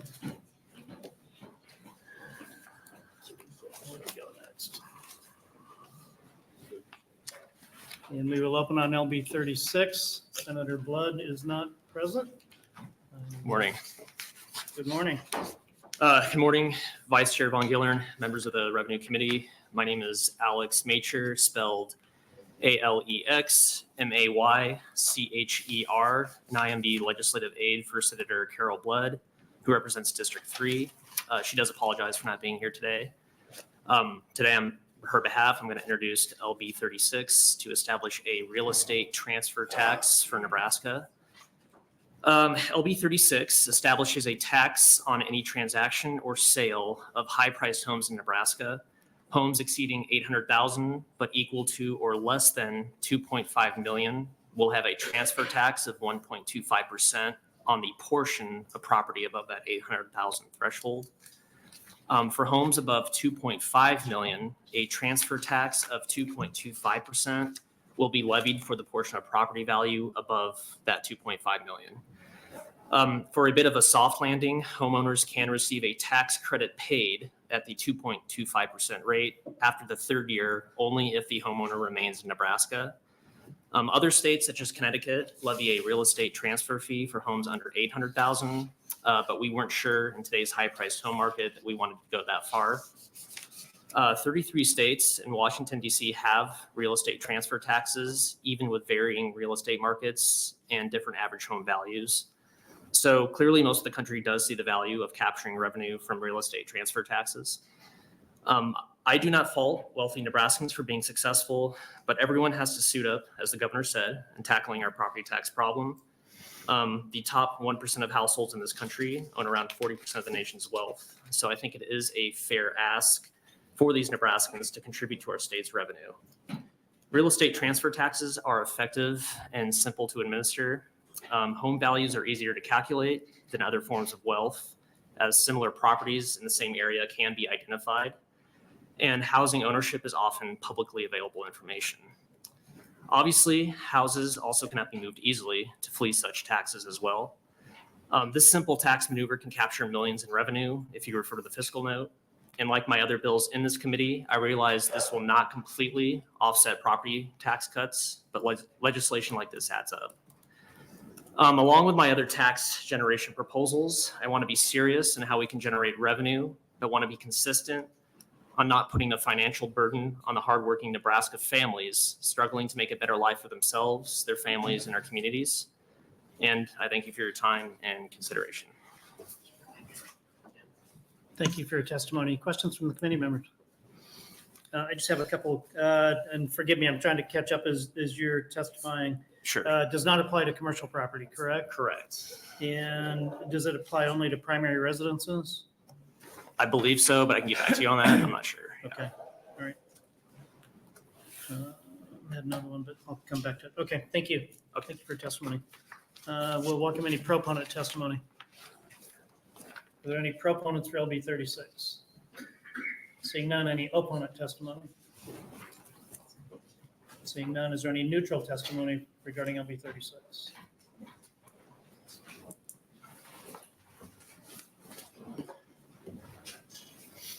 Good morning. Again. Good morning, Madam Chair, Vice Chair Von Gillern, Senator Dungan, distinguished members of the Revenue Committee, Senator Kauth. Sorry you snuck back over there. My name is John Cannon, Joncannon. I'm the Executive Director of NACO, here to testify today in a neutral position on LB 36. Just as a note, this isn't something that we had really picked up on. We didn't really want to take a position on, other than the fact that when you're looking at how we pay taxes on a transfer of property, typically that's handled at the time of recording. And so the way that this bill reads is that it's going to be a liability of the purchaser or the transferee to remit something to the Department of Revenue, which kind of bypasses the ordinary flow of events that we have when we collect the documentary stamp tax in the state of Nebraska for transfers of real property. And I mean, we can do it that way. It just doesn't provide really that real flow that we are ordinarily expecting to see when we've got to transfer property and a payment of a documentary stamp tax. Just wanted to note it for the committee's attention. Happy to answer any questions you may have.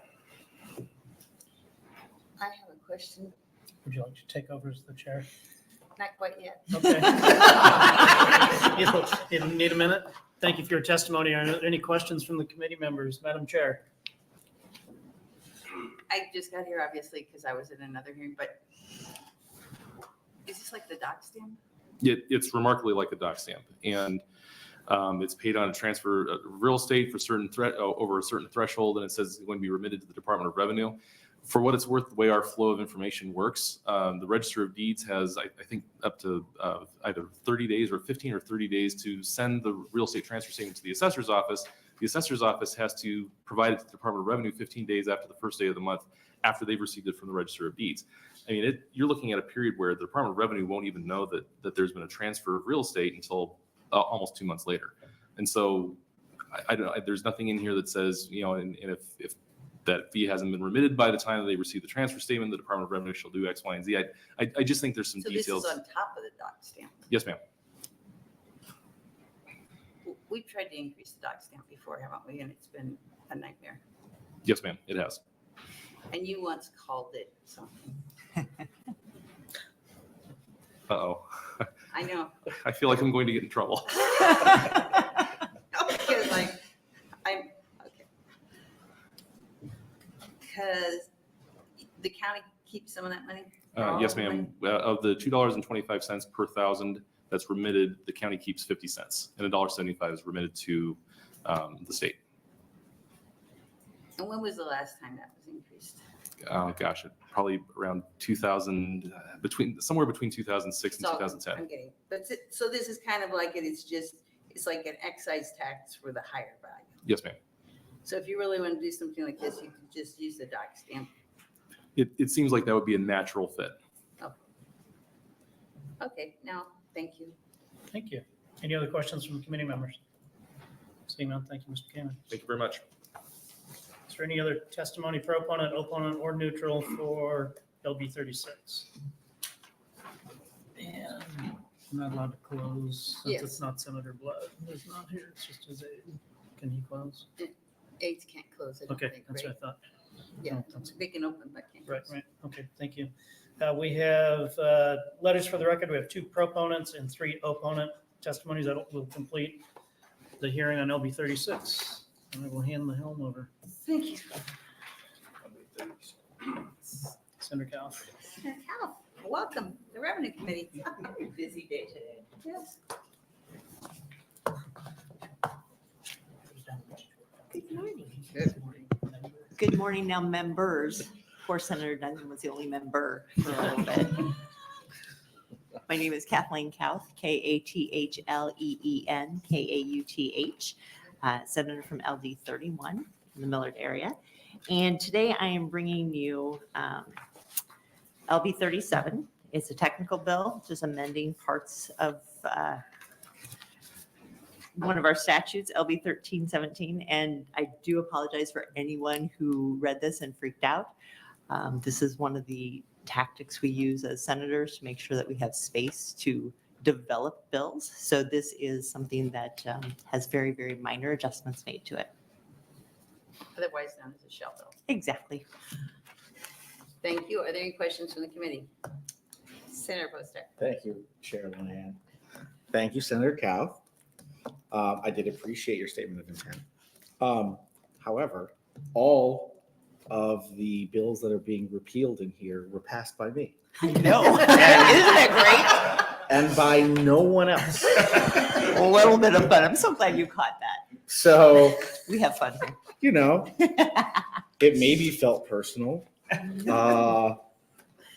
Senator Bosar, I was called a mental genius earlier today by John Cannon, so you don't want to go up against me.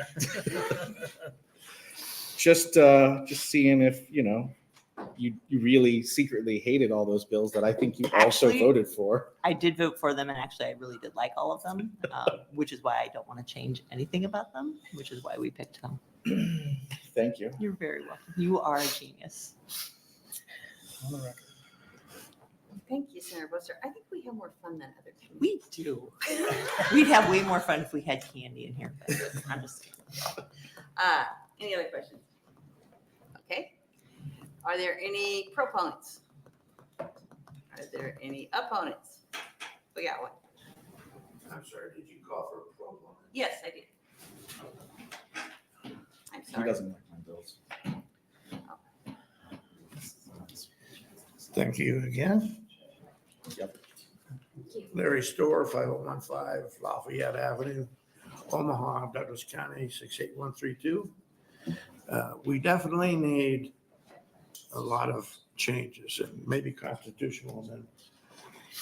I have been going down to the Civic Center in Omaha for quite a few years, and I have followed Douglas County and the city council.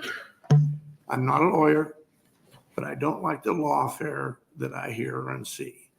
I do understand what they are trying to do, but here's what it is. This is what it smells like.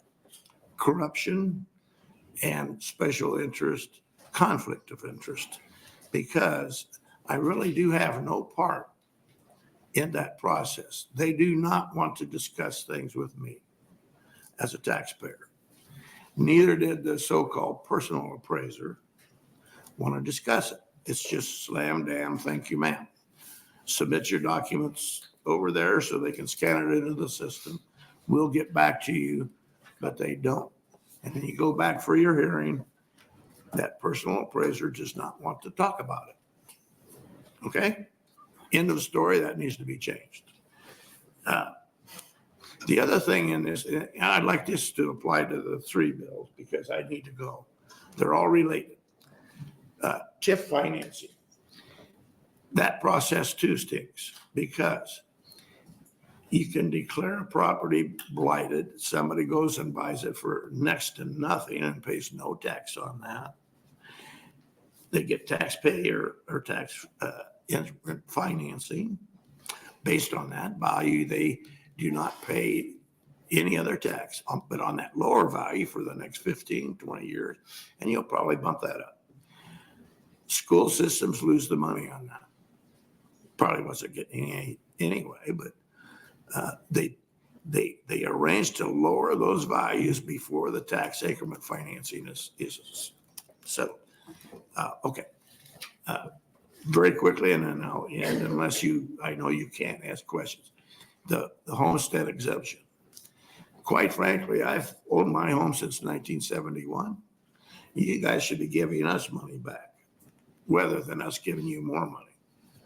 I may have to move back to Iowa because I can no longer afford you $6,000 in property tax now.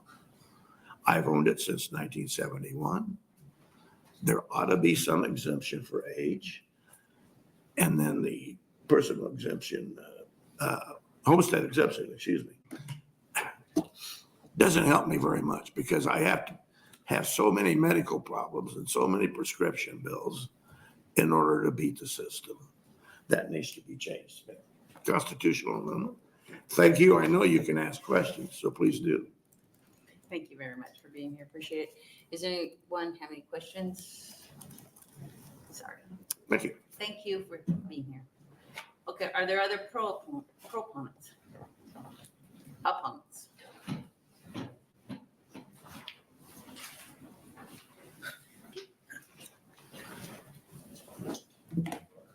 I was going to make a joke that this is like an episode of Star Trek: The Next Generation where the crew progressively disappears and then several of you came back, so I can't make that joke anymore.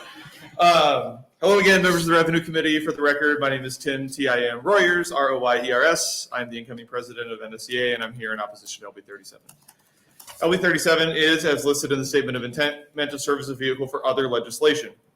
In a regular session, shell bills are problematic and undermine the public's capacity to weigh in on proposals so the legislators can craft the best possible policy. But we feel that is even more true in this special session. As a government teacher, I fully acknowledge what Senator Kauth said in the open. There is strategic reason to introduce a shell bill in a normal session, right? If you feel passionately and introduce Bill A, and then it fails on a cloture vote, on a move to select file, for example, shell bill B gives you a second chance to get the votes you need to try and make it through. I fully understand that. I don't necessarily agree with it, but I acknowledge the strategic utility of that shell bill. That is not true, however, in this special session, because the speaker has made it clear that because you're here for a very prescribed purpose, a failed cloture vote doesn't kill a bill. You have the capacity to bring it back for another try. And the governor has the capacity to introduce a new bill at any point during the special session. So this significant change from how business is conducted in a normal session undercuts that normal argument in defense of introducing shell bills. So then that brings us back to our core concern, which is shell bills reduce transparency and harm our capacity to weigh in on important legislation. You're not full-time policymakers. All right. It was never the intention that you as the legislators would be the experts in all matters on which you craft policy. That's why in part this process exists. So that way those that are more knowledgeable and have expertise in a certain area can weigh in and provide important input to help you shape, the best possible legislation that your committee moves out. Obscuring legislative intent undermines the public trust in this body and prevents us from developing the strongest possible policies. And I'm sure that in the tenor of my testimony and the testimony of others this week has left some of you frustrated. I fully acknowledge that. But from our chair, that's in large part because tactics like LB 37, it forces us to be reactive rather than collaborative. So consider the damage bills like LB 37 are doing. Please don't advance the shell bill. The rules of the special session make it unnecessary. Thank you. Thank you, Mr. Warriors. Other questions from the committee? Seeing none, thank you very much. Are there other opponents? Okay, we have new rules this week in the revenue. If you're going to no, come on. And this doesn't look very crowded, but if you're going to testify, sit close to the front. Good morning, Chair Linehan, Vice Chair Von Giller, and members of the committee. For the record, my name is Andrew Vinton, spelled ANDREWVINTON. I'm the in-house attorney and lobbyist for Allo Communications, a telecom company based here in Lincoln. With the understanding this is a shell bill, I'll be very brief. One of the bills included in this section of law was originally introduced as Senator Bostar's LB 1389. This regular session provides an important exemption for forward-looking investment into broadband using the federal BEAD program. We would like to be on the record that we would like that exemption to remain in place as it was passed a couple months ago and no one's been able to utilize it. Thanks, and with that, I'll be happy to answer any questions. Thank you very much. Are there any questions on the committee? Thank you for coming. I appreciate people taking the hearing seriously, even if I do.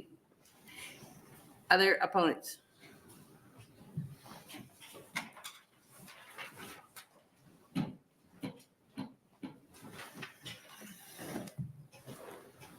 Hello, Ryan Nickel, RyanNickel, speaking in opposition to LB 37.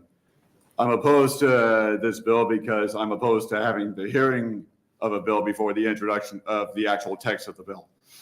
Thank you. Thank you. Oh, wait a minute. Were there questions? No. Thank you very much for being here. Other opponents? Anyone want to testify in the neutral position?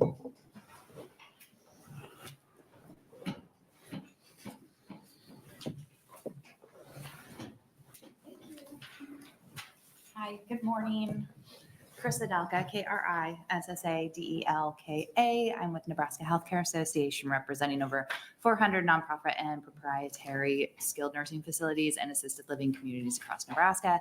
I am here in a neutral capacity. I have spoken at length with Senator Bostar and with Senator Kauth's office. We really did appreciate Senator Bostar's passing and this committee's passing of LB 1217 last session. And I echo the statements from Mr. Vinton about we haven't even been able to use it yet.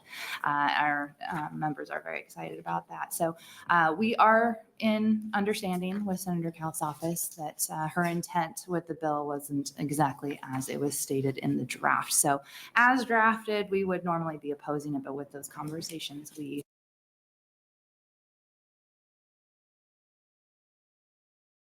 Are there any questions from the committee? Seeing none, thank you very much. Thank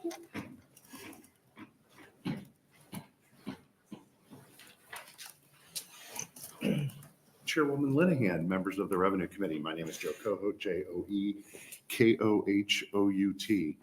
And I think this is only maybe the second or third time in 25 years where I've appeared on behalf of the term self. And I'm appearing today on behalf of myself in regards to one of the repealer provisions that is in there, and that is particular to the collegiate housing that was passed as part of this committee's compromise on 1317. I bring that up as a dad who gets to pay a bill every year. And so in that capacity, please don't raise it on me. It's already high enough. And so anyway, with that, I will stand back and let you ask any questions that you might have. Thank you, sir. Are there any questions from the committee? Seeing none, thank you very much. Are there any other opponents? Anyone wanting to testify in neutral position? Oh, that was neutral, I'm sorry. Thank you. Senator Kauth, you want to close? Oh, we do have letters. We had 0 proponents and 4 opponents. Thank you, Chair Lenahan. I'd like to thank everybody who came and testified in opposition. It's really actually very interesting to see what to us is inside baseball and just one of the tools that we have at our disposal. The intention of this was actually because Senator Day brought a bill last year, LB 126, and she had a lot of people lined up in support of it. Everybody was really excited, but they didn't realize that that very important bill to them had so many changes to it. It was no longer exactly what it started out at. This is actually an effort to give a clean bill number so that we start out fresh and say, of all of the things that we are looking at, we are evaluating so much material over the special session. Nothing is going to look the same. And I really want people to know that this is a fresh bill. So if we have to put together different parts of things, I don't want to call it Frankensteining, but that's kind of what it feels like. Putting together things, I don't want people disappointed if they are invested in a bill and it gets changed so dramatically that it's not what they thought it was. I prefer to have something fresh, and that's why I stated these are shell bills. And that is all, and I have another one. Thank you very much. Are there any questions from the committee?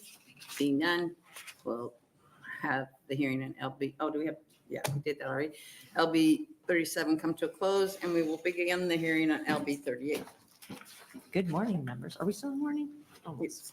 My name is Kathleen Kauth, Kathleen Kauth, Senator for LD 31. And I'm here to introduce LB 38, which will be a shell bill. We are using it as a vehicle to create something new. If we need to, it is available. Thank you very much. Are there any questions from the committee? Seeing none. Yeah, it's Are there any proponents? Are there any opponents? Chair Linehan, Vice Chair Von Giller, members of the committee. For the record, my name is Andrew Vinton, ANDREW-VINTON, attorney and lobbyist for Allo Communications, telecom company based here in Lincoln. Same comments as the prior bill. Valuable provisions in this section of statute that were passed by Senator Bostar last year. The one that we care about is LB 1389. We'd like to see it remain in place. Our understanding is this is a shell bill and the substantive statute will not be changed. With that, answer any questions. Thank you very much. Are there any questions from the committee? Seeing none, thank you very much. Are there other opponents?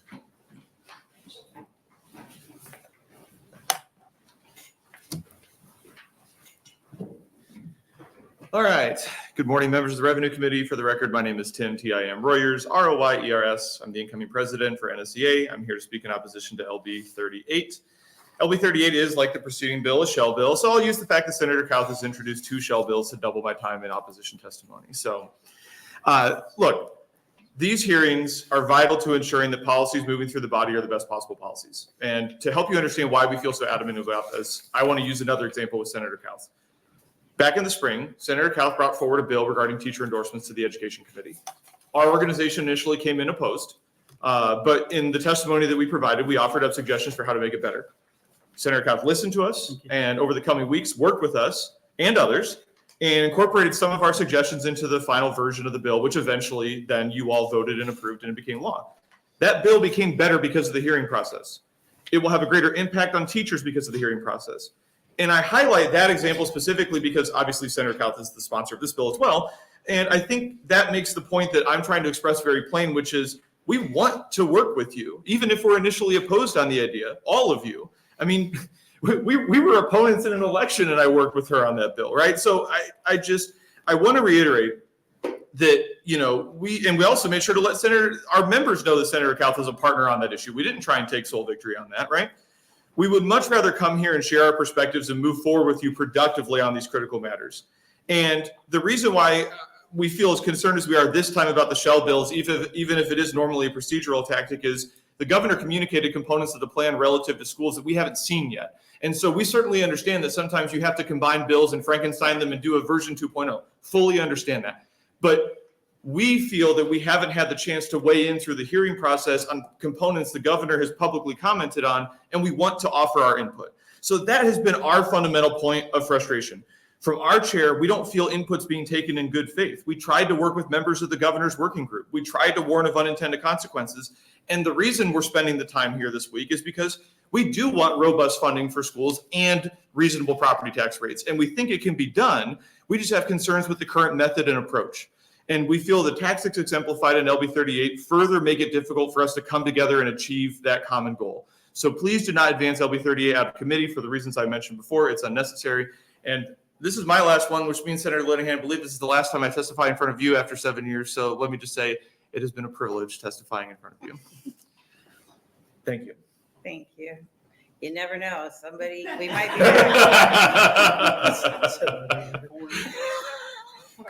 Yes, Senator Van Gillen. Thank you. Mr. Royers, I'll take this advance since this potentially is the last time. Yes. Potentially, hopefully, this is the only special session we have. You've introduced yourself each time you've spoken as the incoming president of NSEA. Correct. Are you currently employed by the NSEA? No, I started that position officially on September 1st. Okay, because you use the term "we" repeatedly, and you've handed out your testimony each time on NSEA letterhead. Yeah, I still represent the organization. So are you a registered lobbyist? No, I'm a member of the organization speaking on the organization's behalf at the direction of the current president, who is a registered lobbyist. I was just need to register. Yeah, that was going to happen when I officially took over. Yes.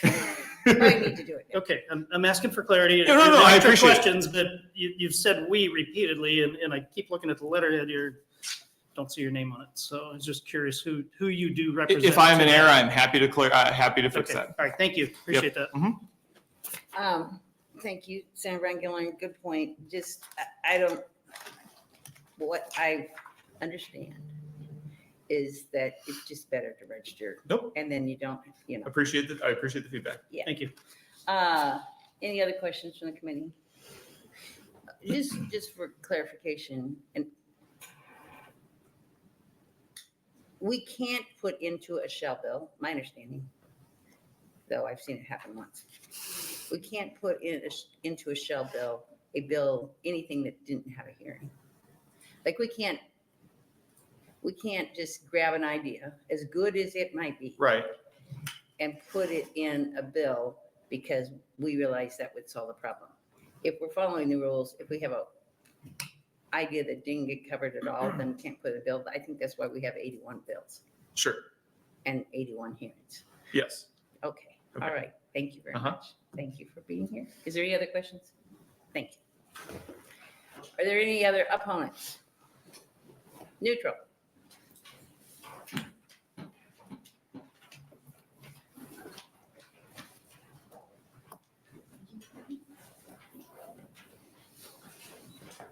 Hello again.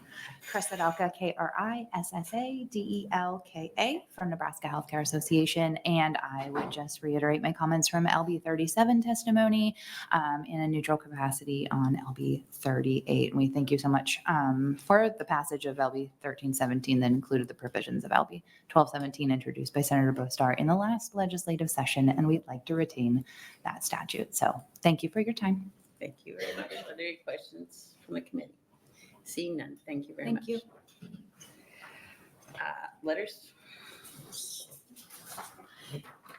Senator Kauth, would you like to close? We did receive letters, 0 proponents, 4 opponents, and no one in the neutral position. Thank you, Miller Chair. Public Schools is against it, though. Thank you, Chair Linehan.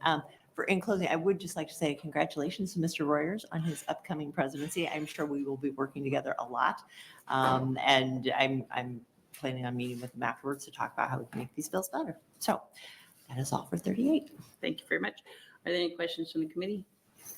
Yes, Senator Boster. Thank you, Chair Linehan. Thank you, Senator Kauth. Just as we finish up these two bills, I would be happy to introduce you to any of the other, after us, 47 members of the body, so that in the future, we can, go after some of their stuff. Absolutely. You just give me the hit list and I'm on it. You only attack the ones you really like, though, right? I appreciate that. Okay, there you go. I'm sure Thanks, you're Senator happy Boster. about that. You know you can't just do one bill. It's an option.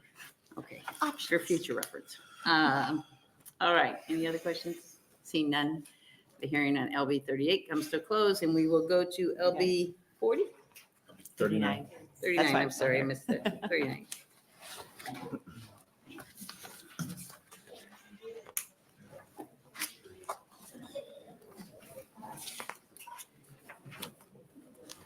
Okay.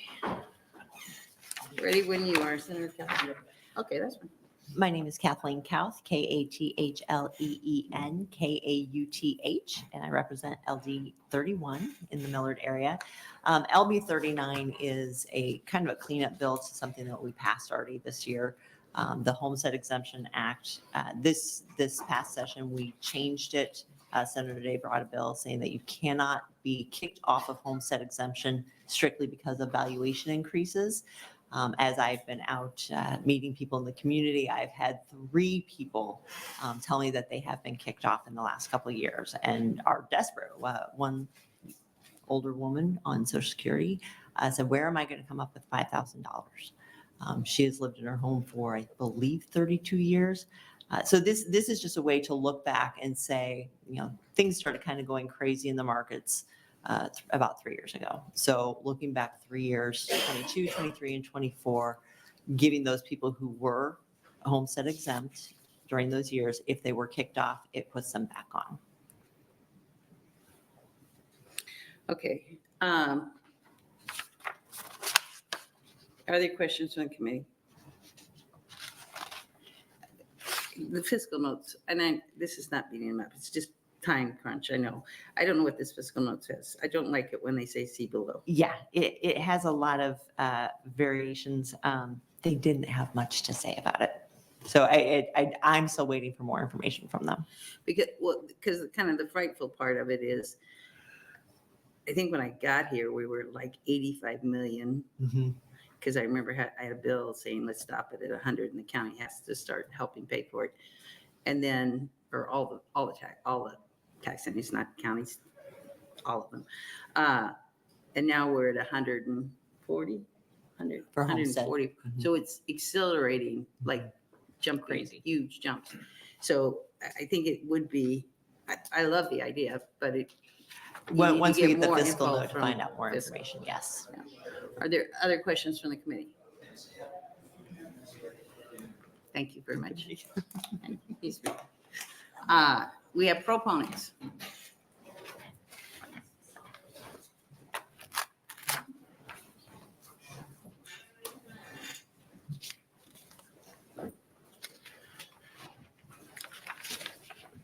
Good morning, Madam Chair, distinguished members of the Revenue Committee. My name is John Cannon, Joncannon. I'm the Executive Director of NACO, here to testify today in support of Senator Kauth's LB 39.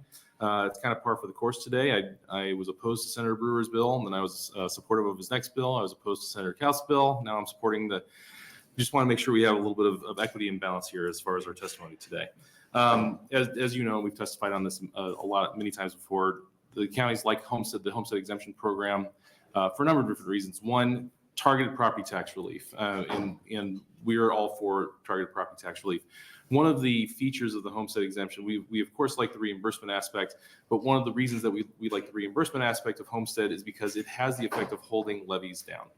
If it was just a straight exemption like we do with everything else, then levy rates would rise to make up the gap. And so the fact that there's a reimbursement mechanism means that we're levying against the whole amount of the homestead, and therefore that just has that effect of not allowing the levy rates to creep up. Current homestead level values can be susceptible to value creep, much like Senator Kauth mentioned in her opening. Older homes that that our the 85% of our homestead exemption recipients receive, they can be kind of trendy and they can shoot up in value. And so as you're seeing a lot of homes transferring and a lot of younger folks moving in, they are shooting up those values for their homes. And so the purpose of the homestead is to keep those people that are on a fixed income, primarily age 65 and up, but also disabled folks from losing their home because of the increasing amount of tax. And so this is a great bill. We think it's well intended. There are all sorts of other ideas that we would love to talk about, but as it relates to value, we think this is a great start. So happy to take any questions you may have. Thank you. Are there any questions on committee? This is politically dumb of me to say, but I'm going to ask it anyway. Do we have situations where, because I like the homestead, I wish we could do more, and I also wish we could do a little less. Do we have any situations where people inherit a home, they move in, they didn't pay for the home, and they're bound to keep their income? I guess they'd have to be over 65, right? So you couldn't have that situation. Yes, Okay, ma'am. so you have to be 65. So that cuts that off. Okay. Never mind. Answer my own question. It could be if your parents were gone. Yes. I don't know if this is the right time to ask it or not, but I'm curious, does the state auditor have any oversight responsibility for homestead exemptions in the counties? Not as near as I can tell, sir. The oversight for the counties is going to be handled by the Property Assessment Division and the Property Tax Administrator. And they frequently do a number of different audits of varying types for all the programs that county assessors are responsible for.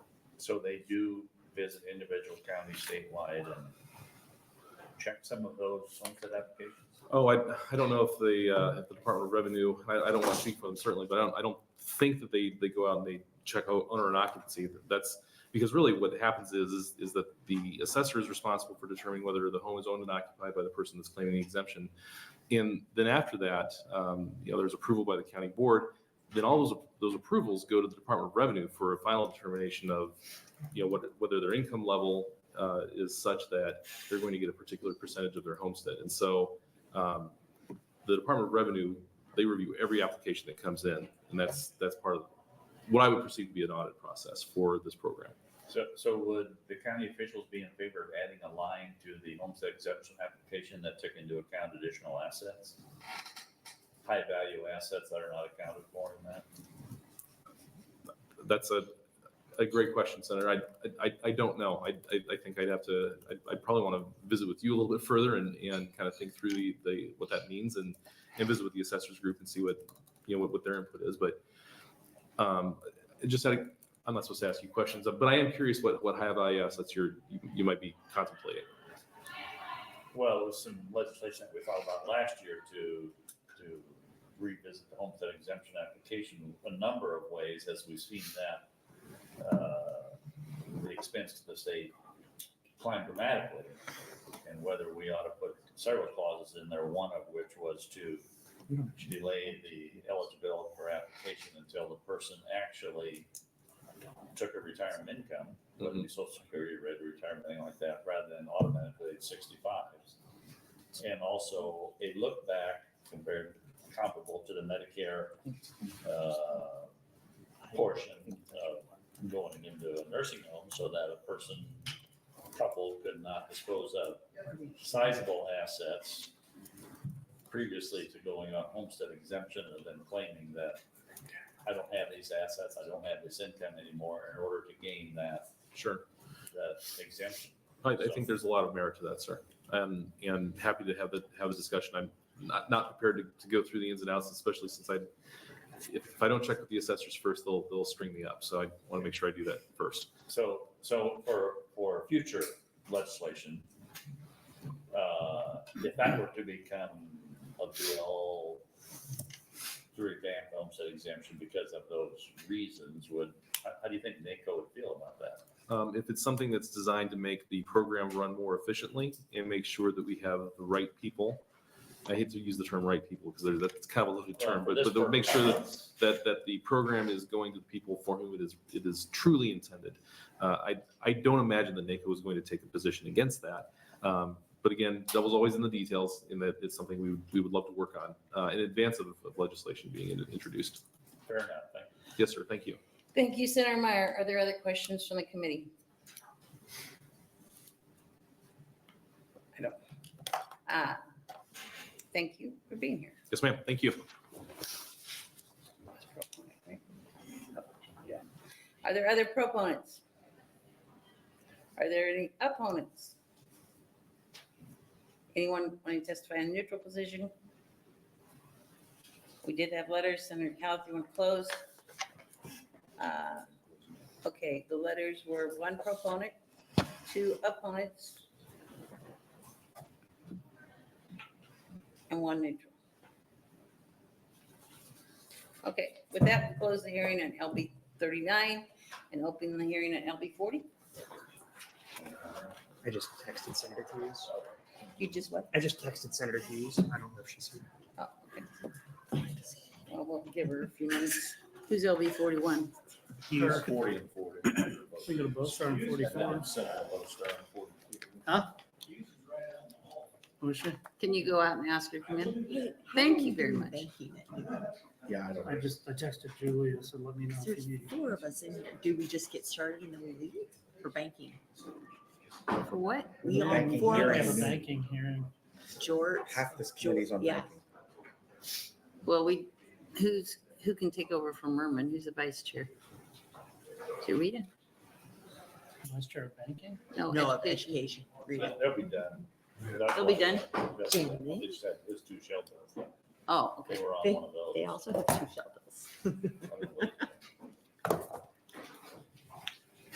It's fine, you're fine. Sorry, you're I'm fine. just, You're fine. I need her shirt. It's fine.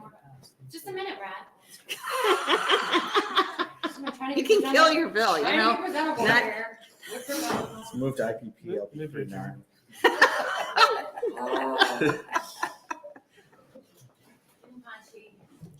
We're rocking. We have fun. We're rocking. I know you're moving. I was like, well, you know, We're I'm in rocking. cell block 10, so it takes a while to get Cell down block. here. And it's And 82 I'm like, degrees perhaps upstairs.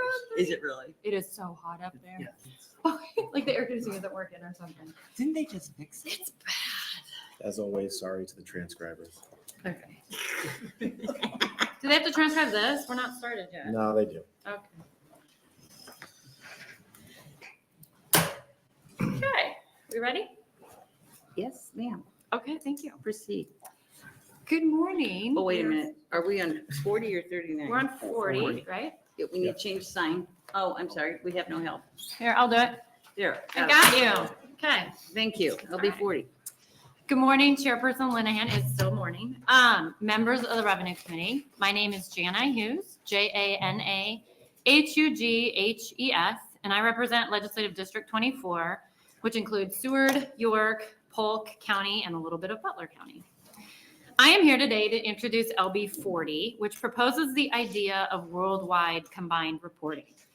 Broadly speaking, worldwide combined reporting is a concept that enables small businesses and large multinational corporations to be treated the same in the state tax code, since those large corporations would no longer be able to offshore their profits to low tax countries, resulting in substantial loss in revenue for both state and federal governments. Nebraska is one of 28 states today requiring what's called combined reporting, CBPP 2018. Combined reporting essentially treats the parent and most subsidiaries as one corporation for state income tax purposes. Combined reporting stops at the water's edge or within the United States. Worldwide combined reporting would extend Nebraska's existing water's edge to worldwide and further Nebraska's existing tax policy goals of capturing the revenue it is entitled under state law. 14 states allow or require companies to file returns, including some profits offshored to foreign countries. The concept has gained some traction in recent years, and I find this concept attractive because it enables multinational corporations operating in Nebraska to be treated the same way as homegrown Nebraska small businesses. Small businesses started and owned by Nebraska entrepreneurs and Nebraska families won't have the same resources to be able to offshore their profits as multinational corporations operating in Nebraska do. This bill puts everyone on the same playing field. Worldwide combined reporting also has the benefit of bringing lost revenue back to the state of Nebraska. Earlier modeling from 2017 estimates this proposal would generate $92 million in revenue for the state. That modeling is currently being updated, but even if it were cut in half, it would go a long way to providing an additional revenue source that could be used to reduce property taxes. There are several people behind me who can speak to the technical aspects of the bill, but I'm happy to answer any questions that you may have. And I'll just say one, in my view, how I look at it. So we do combined reporting, which is in the United States. So if you've got a multi-state company operating, all their reporting from all the business that they do all over the United States can be looked at. So you can tell, like, let's say Iowa's a low tax state and that they are funneling it all to Iowa and paying Iowa stuff. When you say you can tell, who's you? That would be, Department of Revenue? I don't know that. We can ask somebody after. But what the business would have to do is report to Nebraska all their entities. And we're doing that today in the United States so that you can't funnel all your money to one state because it's the best for you tax-wise. This just kind of expands it worldwide. So I've heard like Ireland is a kind of a tax retreat. So that when you look at this person's business or this company's business worldwide, they're not funneling, more to Ireland than it should be. It just shows that, I think. And that is about the extent of what I know. So. Okay. Any questions from the committee? You have experts behind you. Yes, I do. Okay. And remember I think I said 2 nights ago, I'm throwing noodles at the wall and see what sticks. Here we go again. Okay. Okay. Thank you. Proponents.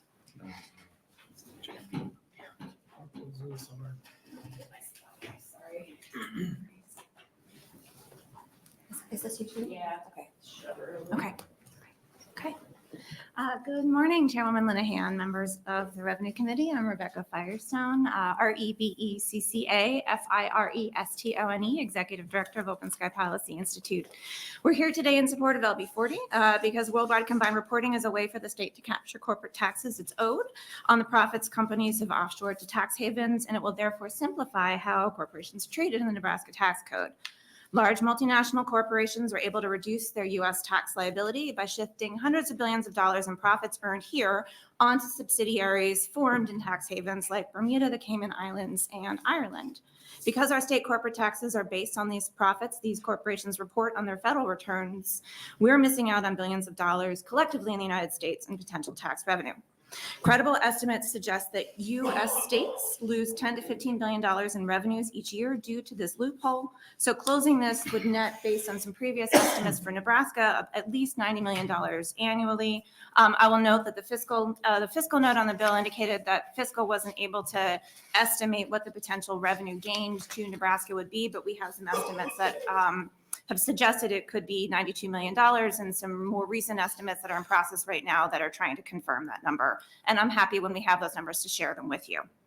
Worldwide combined reporting is a simple fix that would mean that the state treats a parent corporation and its subsidiaries as a single entity for the purpose of calculating corporate tax liability.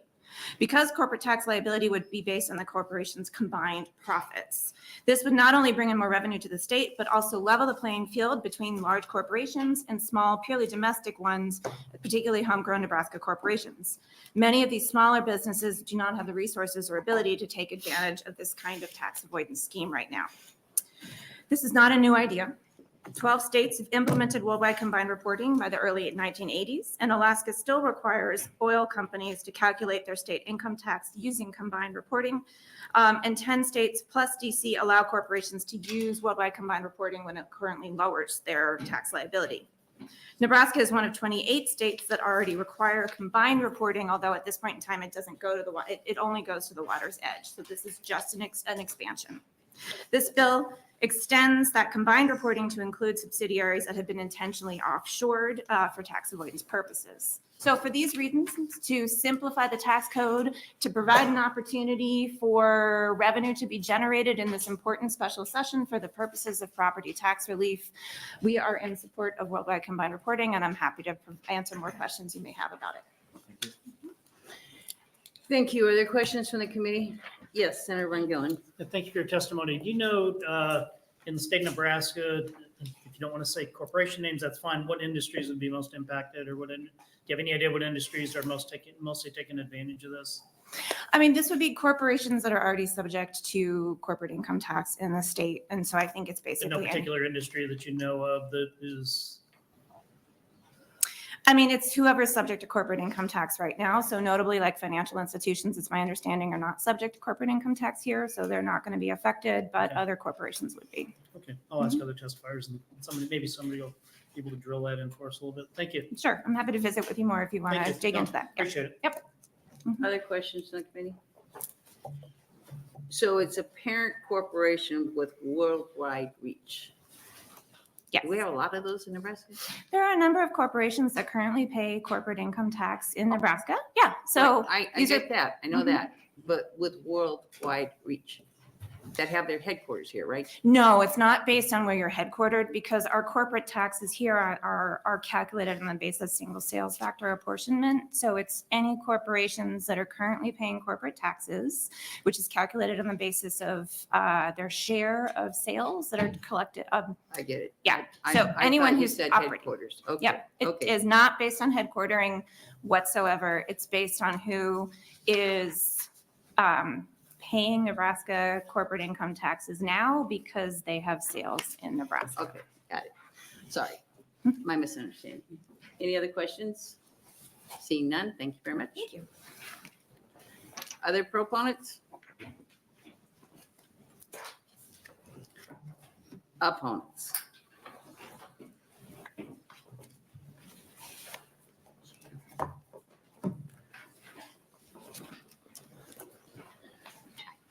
Madam Chair, Mr. Vice Chair, members of the committee, my name is Pat Reynolds, P-A-T-R-E-Y-N-O-L-D-S, and I'm here on behalf of the Council on State Taxation, of which I am the current president and executive director. And I am, by the way, a proud former litigator for the Department of Revenue at the great state of Nebraska.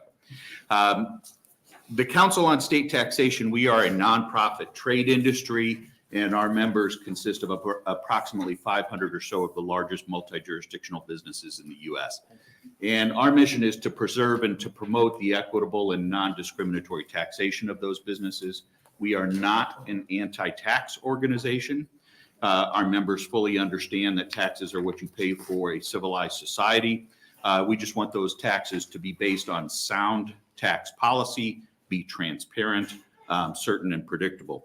I'm here in opposition to LB 40 worldwide combined reporting. You have my written testimony, but I would like to highlight a couple of things.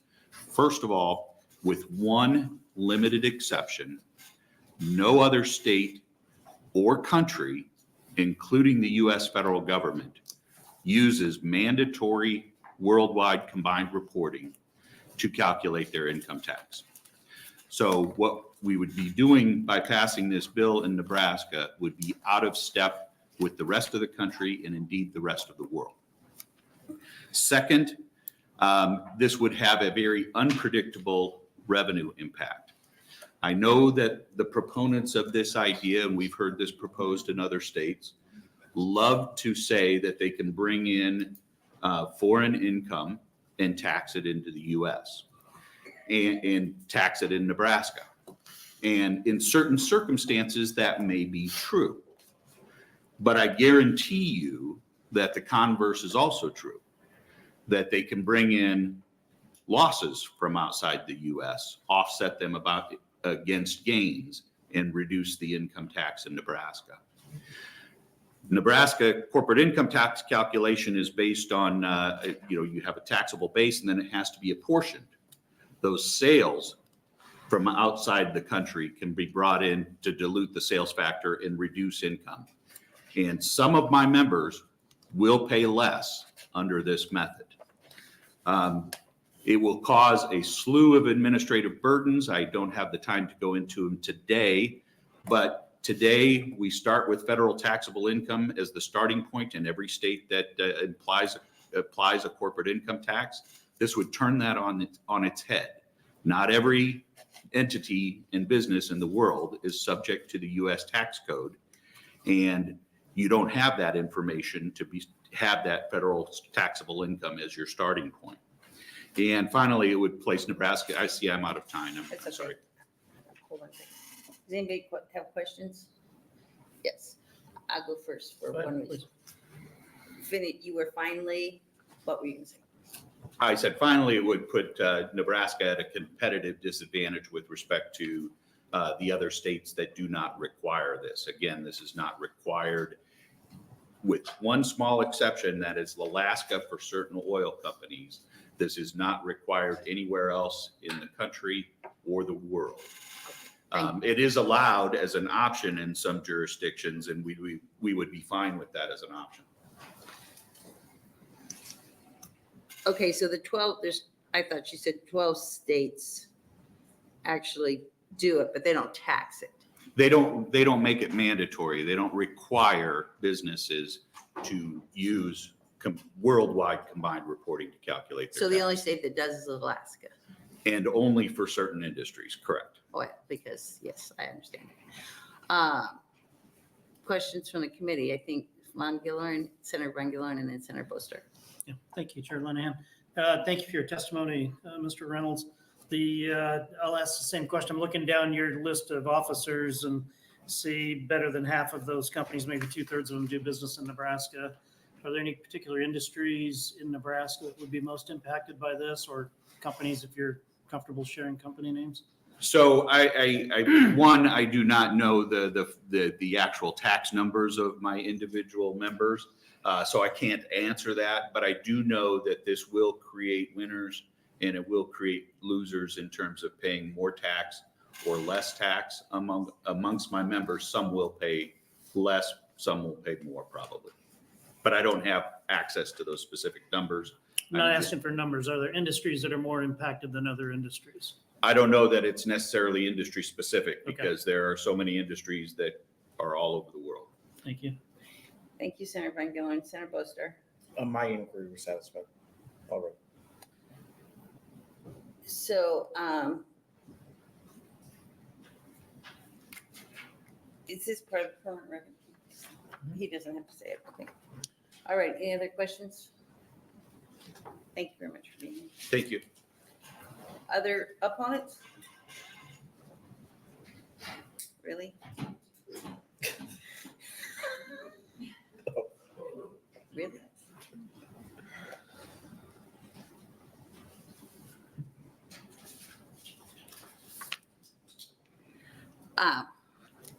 Neutral. This, okay, you want to close? We have one ADA from Corby Gilbertson representing the American Property Casualty Insurance Association. That is opponent. And we have 2 proponents and 3 opponents on letters for the record. So thanks for listening on this bill. I had someone in my office before saying that it would be an administrative burden to do this reporting, but I would disagree with that. I think all companies know their profits and are doing the forms for that anyway.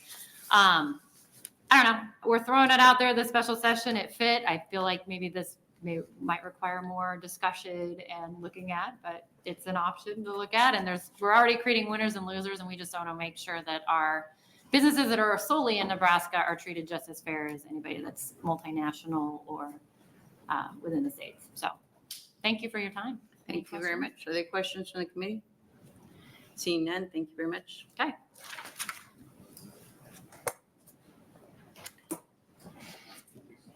Stay here.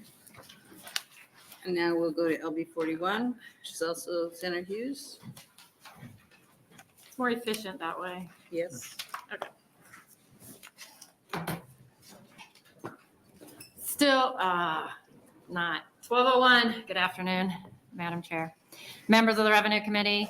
I am Senator Jana Hughes, JANAHUGHES, and I represent Legislative District 24. I am here to introduce LB 41. This bill would remove the current bifurcated excise tax on vaping products and replace it with a wholesale excise tax on all vaping products. LB 41 sets that tax rate at 40% of wholesale price. Last session, I introduced LB 1299, which was amended into LB 388. At the hearing on LB 388, I shared with you how we arrived at the bifurcated system when I introduced the initial excise tax, which was passed into law in 2023.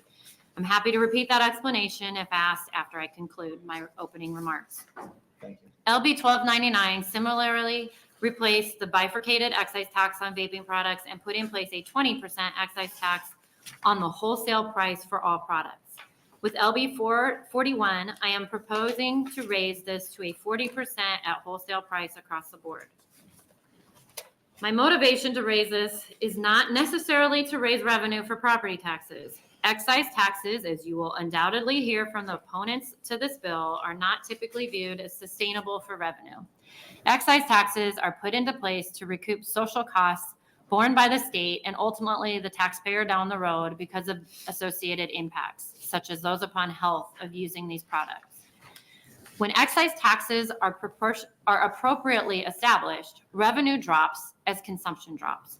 The motivation behind this bill is to set the excise tax on vaping products closer to what other nicotine products like cigarettes are currently taxed.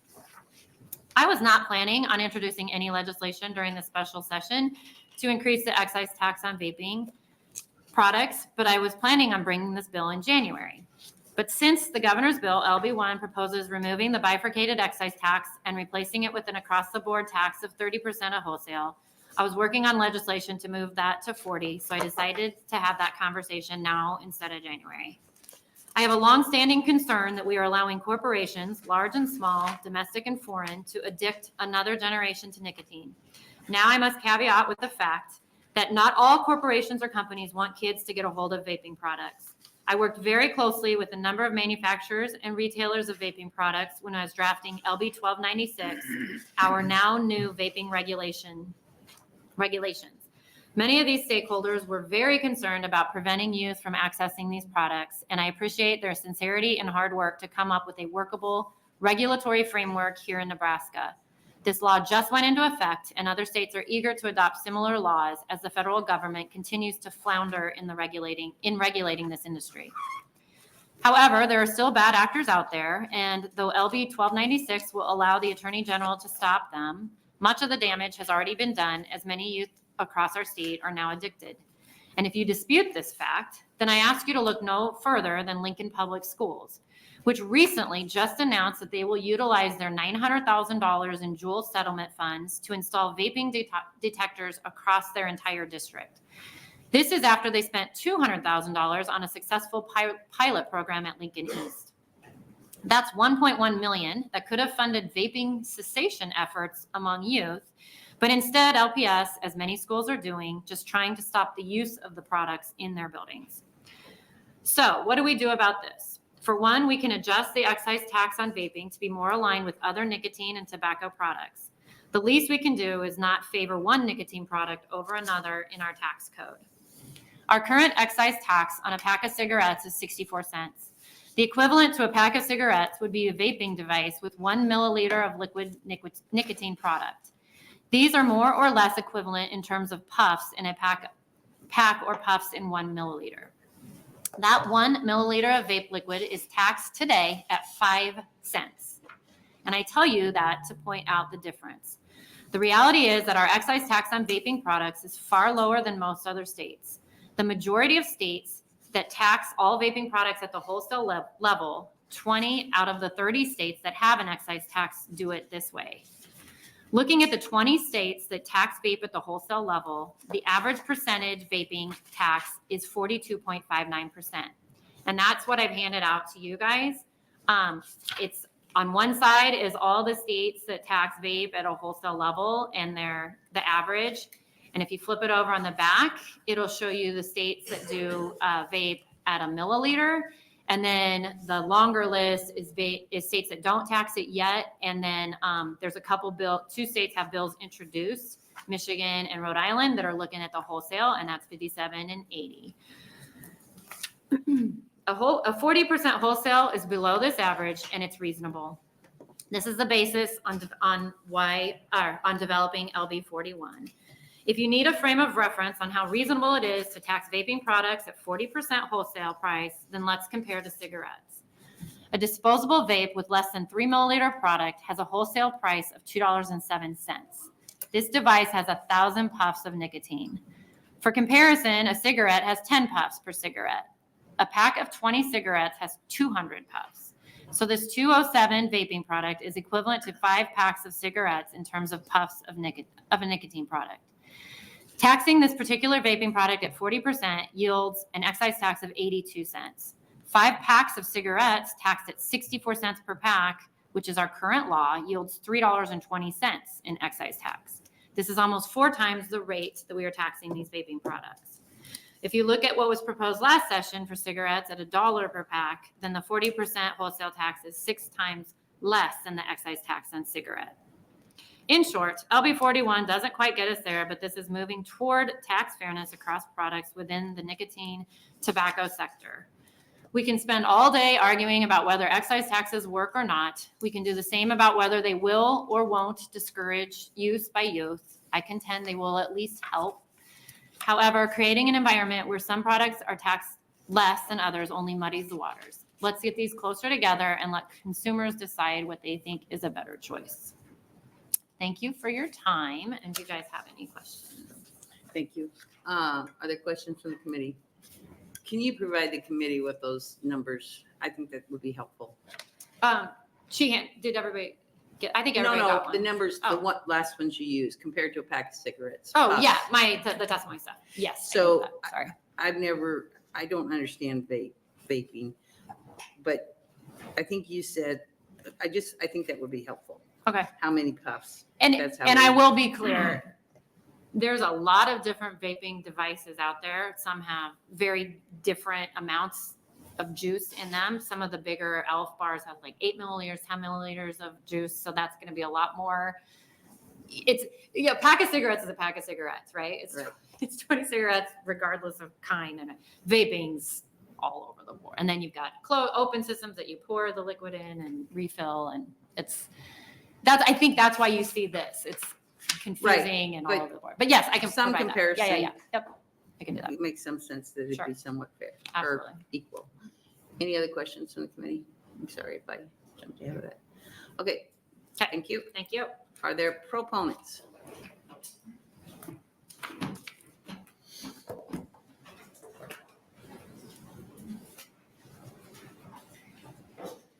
I do. There you go. Thanks. Hello again, Madam Chair, members of the Revenue Committee.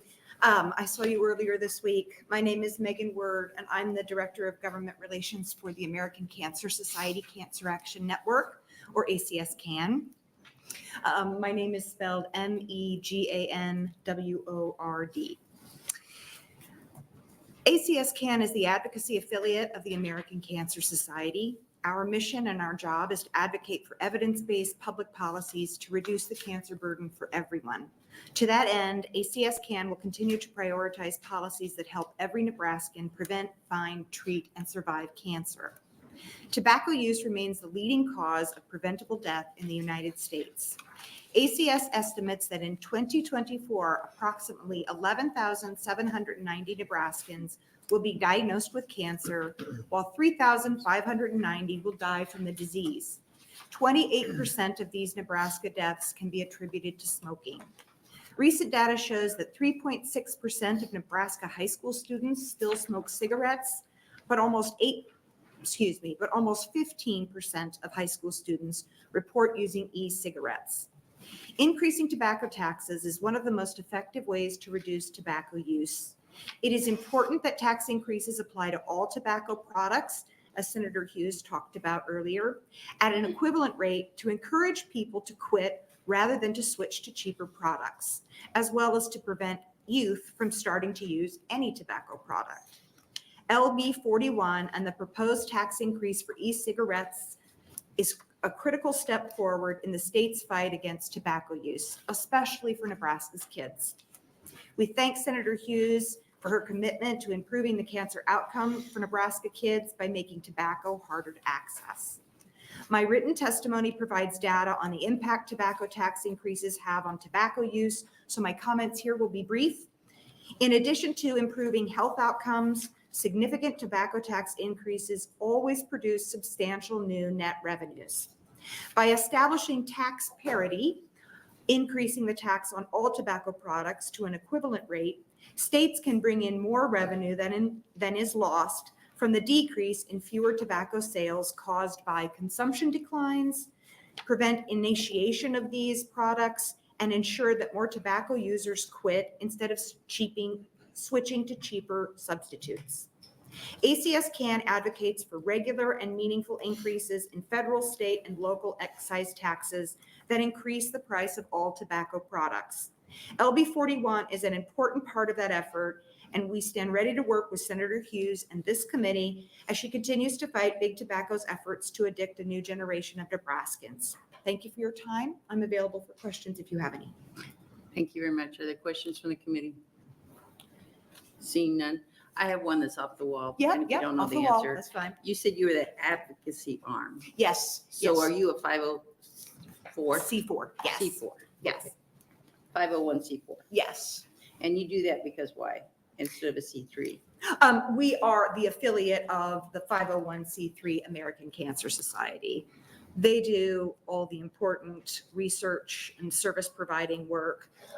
We simply fight cancer through public policy. So there's one of me in every state. Because you lobby. That's right. That's right. And at Okay. the federal level, we do as well. Okay. Thank you very much.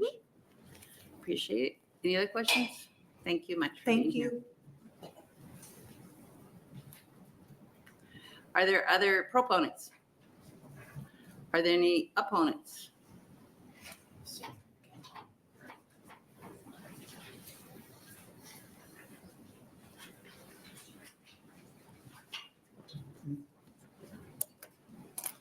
Hi.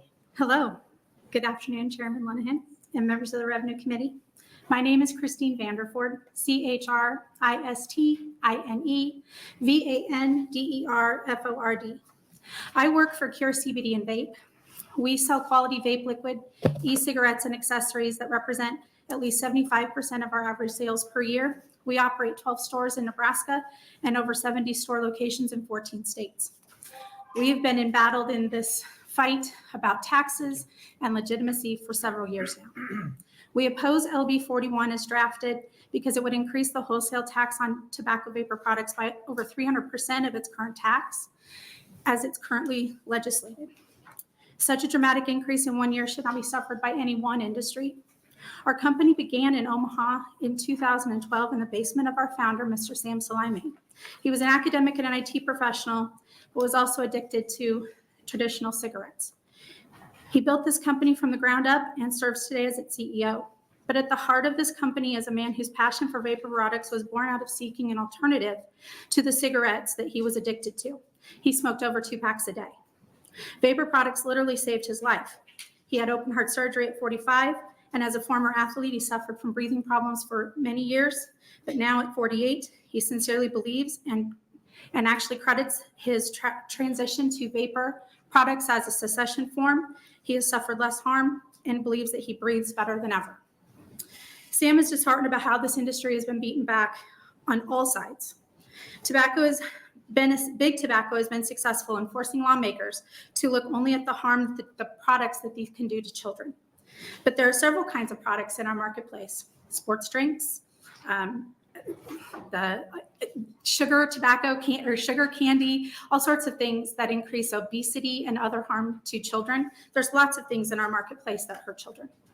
And we don't sell our products to children.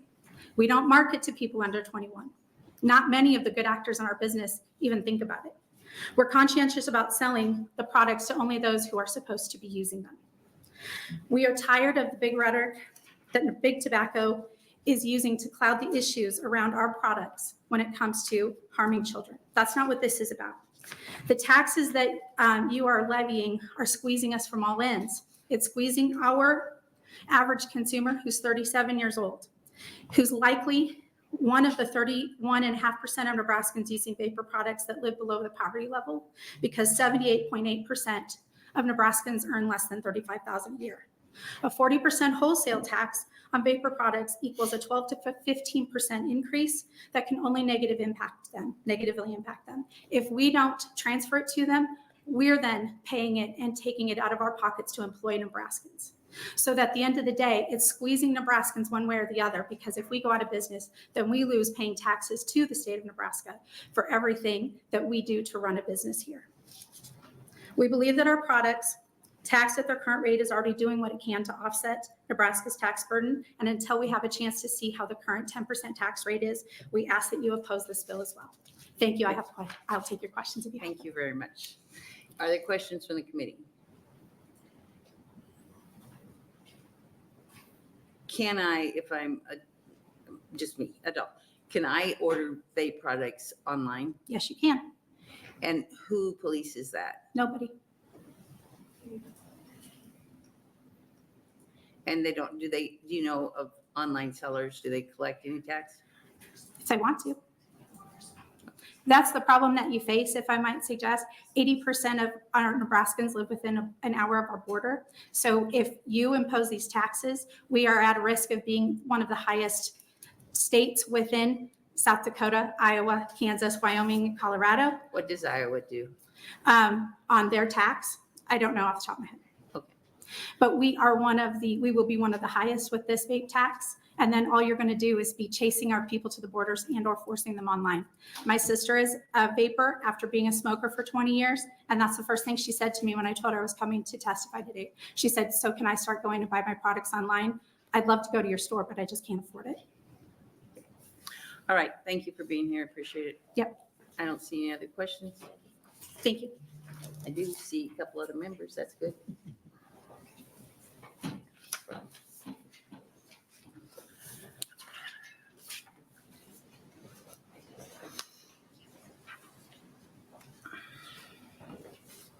Good afternoon, Chair Linehan and members of the Revenue Committee. My name is Sarah Linden, S-A-R-A-H-L-I-N-D-E-N, and I am the owner of Generation V, a Nebraska-based business with 15 vape shops in the state.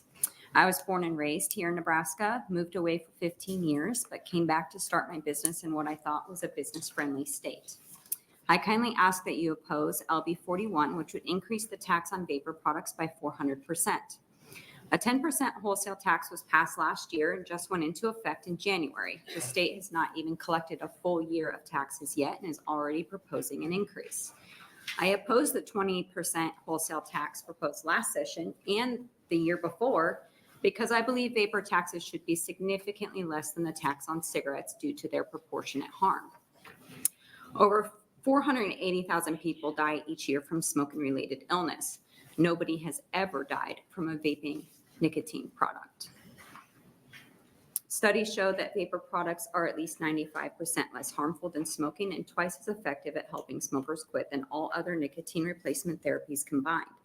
Vapor products mimic the hand-to-mouth habitual aspects of smoking without the tar and carcinogens. Nebraska should be championing vapor products rather than taxing vapors to death, literally. A 40% wholesale tax on vapor products is unreasonable and nearly twice the tax on deadly cigarettes. Senator Hughes mentioned the cost of a disposable was $2. That is not true. I've been in this business a decade. It's $7 to $8 at wholesale. Nebraska ranks 42nd in our taxes on cigarettes, yet would have the 12th highest vape tax in the nation, right alongside places like Minnesota, New York, California. Is that like Nebraska to you? Senator Hughes also explained the need for funds to cover the cost of any repercussions from vaping, but smoking is costing Nebraska $174 million annually in Medicaid expenditures. Last session, we worked honorably to help Senator Hughes develop a bill that we all felt continued our mission to reduce and prevent youth usage. We worked extremely hard to prevent sales to minors and supported raising the age to 21. We are proud of the fact that vaping rates among teens have fallen 60% since 2019, back down to pre-2014 levels. There was other testimony about the levels of teen usage. It's actually 10% that use them monthly and 3.5% that use them frequently, meaning more than 20 times per month. Things are headed in the right direction. Increasing the tax on vapor products will not further prevent teen usage and will only hurt adults trying to quit smoking. Having watched my grandmother die from lung cancer at a young age, I am passionate about helping people quit smoking and live healthier. Opposing this bill would not only save the jobs we and others have created, but it will also ensure that vapor products remain available and affordable for the hundreds of thousands of smokers across Nebraska. So we can continue our mission of helping others quit the deadly smoking You habit. are wrapping up, aren't you? Yep, I'm done. Thank you very much. Are there any questions from the committee? Senator Van Gillen. Yeah, hey, thank you for your testimony. Thanks for being here again today. As people continue to move, or I don't know if continue is the right word, but move from traditional tobacco to vaping, your business has grown over the years, I'm sure, and probably continues to grow. Your sales higher this year than last year, and last year higher than the previous year? Lower. What's the industry doing? Lower. And actually, we just did an analysis in my business because we've seen our sales decline, and we're wondering, is it because of all the new competition coming into town? Is it because our prices are too high? What is the reason? And so we actually just did a survey a week ago amongst like 36,000 of our guests who haven't shopped with us in the last 3 months, asking why. And actually 27% said they quit. They quit vaping. That was the number one reason why people are no longer shopping with us. So it's actually not because they're like our business isn't booming. Teens are actually like the new entrants entering the category is declining because teens are no longer starting to use these products. Therefore, when they turn 21, they're no longer coming in to shop with us. So we have people exiting the category, and we don't have enough new entrants entering the category to make up the people who are leaving. So our business is declining. And I think pretty much everybody in our industry in Nebraska is declining, probably in the country. I don't think that vaping is as cool as it used to be. I think teens have kind of moved on to other things now. And really, it's just the adults who are trying to quit smoking, or the people who maybe started vaping and now they haven't quit yet that are still vaping. So what we passed last year, that went into effect in January. Mm-hmm. January of 24? No. Yes. January yes. 24. Yes, Yeah, yes. I'm sorry. And have you seen any negative impact of that? I mean, we have this discussion all the time. The previous testifier brought up popping candy, and I'm going to let that one go. Said that they were not healthy for kids, but I'm going to well, I guess I didn't let it go because I said it, but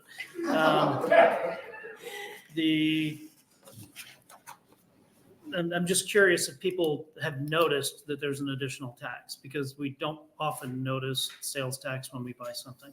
Well, because it's a wholesale tax, it's not passed to the consumer. I think there's so much It certainly competition. is. You mark up what you pay. I have not raised my prices because here's the thing. There's so much competition that's entered the market that I'm actually probably the highest price in Nebraska. Maybe Cure's right along with me, honestly. Yes. And we can't, we have large organizations, we have large payrolls, large expenses. We can't. I understand that. I ran a business, and you purchase things, and then you add value, and then you resell them. But the resale has to be more than what you purchase. Your cost of purchase certainly is in some way passed on. If you make a business decision to not do that, that's a strategic marketing decision on your part. I think it's a decision because our competitors are already like a fraction of our the price of us, and we can't afford to increase our prices. Okay, more. that's helpful. Thank you. Mm-hmm. Thank you, Senator Von Gillern. Other questions from the committee? Do you think it would be interesting, not that we're going to do this, but for your industry, I understand moving from smoking to vaping because you get rid of the smell, right? I mean, people can't tell that you've been smoking. Well, you get rid of the smell, but you also get rid of the tar and carcinogens. Right. So it's help. I get that. Mm-hmm. So then do you think if they get to that point, they can go to the patch or chewing gum? Like, is it a progress? I think vaping, why so many people are able to quit vaping is because we actually have a step down method. We have multiple nicotine levels. So like you can be at 18 milligrams, and then you can go down to like 12, and then you can go down to 6, and then 3, and then 0. And so people are able to just kind of cut it down over time. And so it's much easier to quit, to just do a little bit at a time over maybe even a year. But I think that the teens are moving kind of to the pouches now.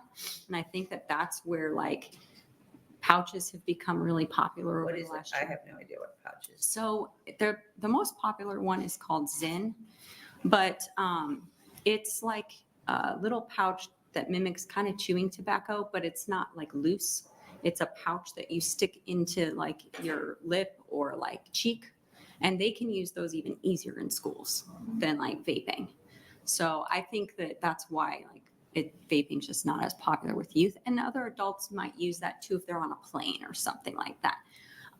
Or like construction workers, because it's better than chew or whatnot. But what I've found, I quit smoking like, gosh, probably I think 20 years ago maybe. And I tried to use the patch myself. I could not sleep. I had these crazy dreams. I felt wired. I mean, I think that, and it was really, really hard because I was used to like having something to do with myself after I ate, before I went to bed, when I woke up. I'm And aware, yes. yeah, I think that's why vaping has just been so successful. Okay. All right. Any other questions from the committee? Thank you very much for being here. Appreciate it. No problem. Thank you. Other opponents?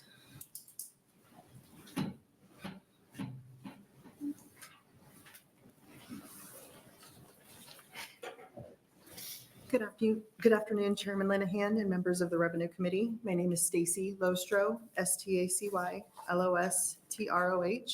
I'm here on behalf of Whitehead Oil Company, the Nebraska Petroleum Marketers and Convenience Store Association, and the Nebraska Grocery Industry Association. We are opposed to LB 41 because we believe it is important to maintain the bifurcated tax system between open and closed e-vapor products.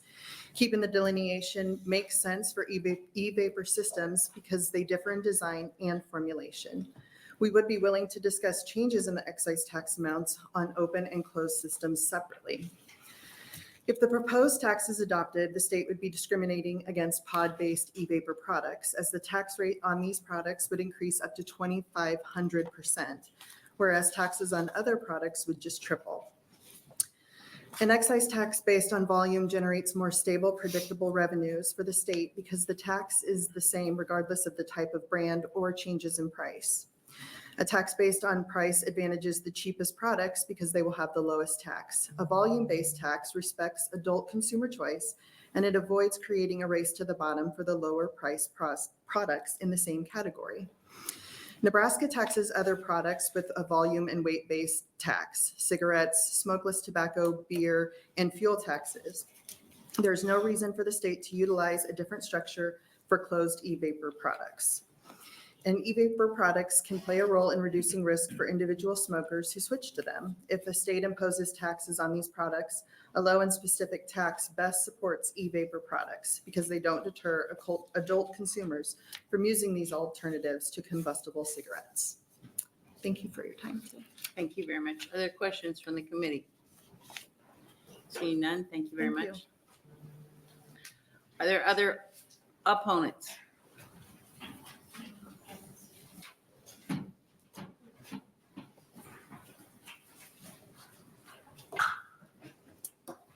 Good afternoon, members of the Revenue Committee, Chairwoman Lanahan. I'm Nicole Fox, and I see OLE-FOX representing the Platt Institute here to oppose LB 41.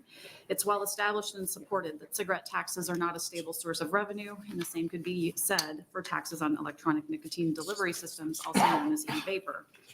LB 41 proposes increasing taxes on all vapor products to 40% of the manufacturer's wholesale price while eliminating the bifurcated system of taxation as established in 2023. E-vapor products provide an option for individuals interested in smoking cessation. High excise taxes, like the tax proposed in LB 41, would prevent adult smokers from switching to these alternative and less harmful products. Given the design of e-vapor products, the existing bifurcated system is a better tax design than one that lumps all e-vapor products into a single category. The combination of the new category design with the tax with a rate hike will translate into more than a 3,300% increase in the tax rate of smaller closed system products, pod-based, as opposed to the 300% this bill would impose on users preferring open refillable products. This increase would impact both consumers and businesses. This bill would produce two results. First, Nebraska would impose taxes much higher than its neighbors. Only Colorado would have a higher tax than Nebraska at 56%, while Iowa, Missouri, and South Dakota do not tax these products at all. It would incentivize consumers to go across our borders to other states to purchase products. This would harm Nebraska businesses, as this avoidance would result in lost revenue. And that's not just from the loss of vapor tax revenue, but also because when they leave the state, they're purchasing other products as well. Smoking cessation would less likely be achieved. Protecting access to harm-reducing e-vapor products is intertwined with tax policy because nicotine-containing products are economic substitutes. Low tax rate on vaping encourages consumers to switch from more harmful combustibles. High excise taxes on e-vapor products are counterintuitive to harm reduction efforts as they encourage users to return to smoking combustible tobacco products. LB 41 is introduced as not sound tax policy, and we believe that the proposed substantial increase on e-vapor would do more harm than good in Nebraska. Thank you very much. Are there questions from the committee? Seeing none, thank you very much. Are there other opponents? Anyone wanting to testify in neutral position?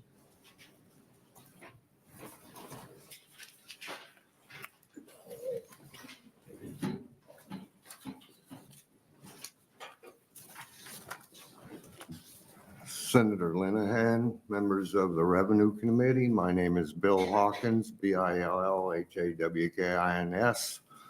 I'm a lifelong Nebraskan, and I'm been out doing tree removal all morning and late last night in the rain because there's trees on wires and on houses, so that's how I dress. But this issue is close to me because I lost my grandparents and both my parents to lung cancer. Over 50 years ago, the Surgeon General came out and said, tobacco will kill you. We still lose, as was stated, 480,000 people a year to lung cancer that was possibly mistakenly just attributed to cigarette smoke. We've been told that vaping products are harmless. I will talk from a real life standpoint that I have a lot of young friends that are highly addicted to vaping products. You have a youth now that has, it's chewing tobacco. It's highly addictive. I don't see a lot of people quitting vaping products. I hear the complaint that we're small businesses and, oh, don't tax us. The issue is they are selling a highly addictive, poisonous substance. That vaping capsule will kill you if you drink it, dead. It has chemicals in it that when they are vaped to a microscopic deeper into the lungs is creating all kinds of, it's called popcorn lung. I would check your facts as to see just how many maybe deaths have been caused by vaping products. So I feel in a neutral position that you need to tax them more and everything needs to be on straight level. There's no difference. And I don't really see a lot of tobacco use reduction with these products. So I would be glad to ask any questions. I want to thank Senator Hughes for working on this. The other issue is disposable vape products that maybe Senator Hughes will speak more of are causing fires. They are a hazardous waste with the lithium and the batteries and the chemicals in the battery, it's causing a real problem. So they need to be taxed and held responsible for that environmental waste that they're creating. So I want to thank you for your time for this special session because you're dealing with a lot of things, but please help Senator Hughes work this into the package. Thank you, and I appreciate your time. You bet. Questions from the committee? Seeing none, thank you very much for being here. Thank you. Thank you, Senator Hughes. Anyone else wanting to testify in neutral position? We did have letters for the record. We had 3 proponents and 1 opponent. And Senator Hughes, would you like to close? Yes. First of all, I'm going to mention, because of LB 1296, our vaping regs, purchasing online is illegal in the state of Nebraska. To their point, it's not being enforced. You can still do it, but the Attorney General could enforce that. It is because of our vape regs, you cannot buy vape stuff online. Also, the Zyn. I'm sorry, what did you say about the Attorney General?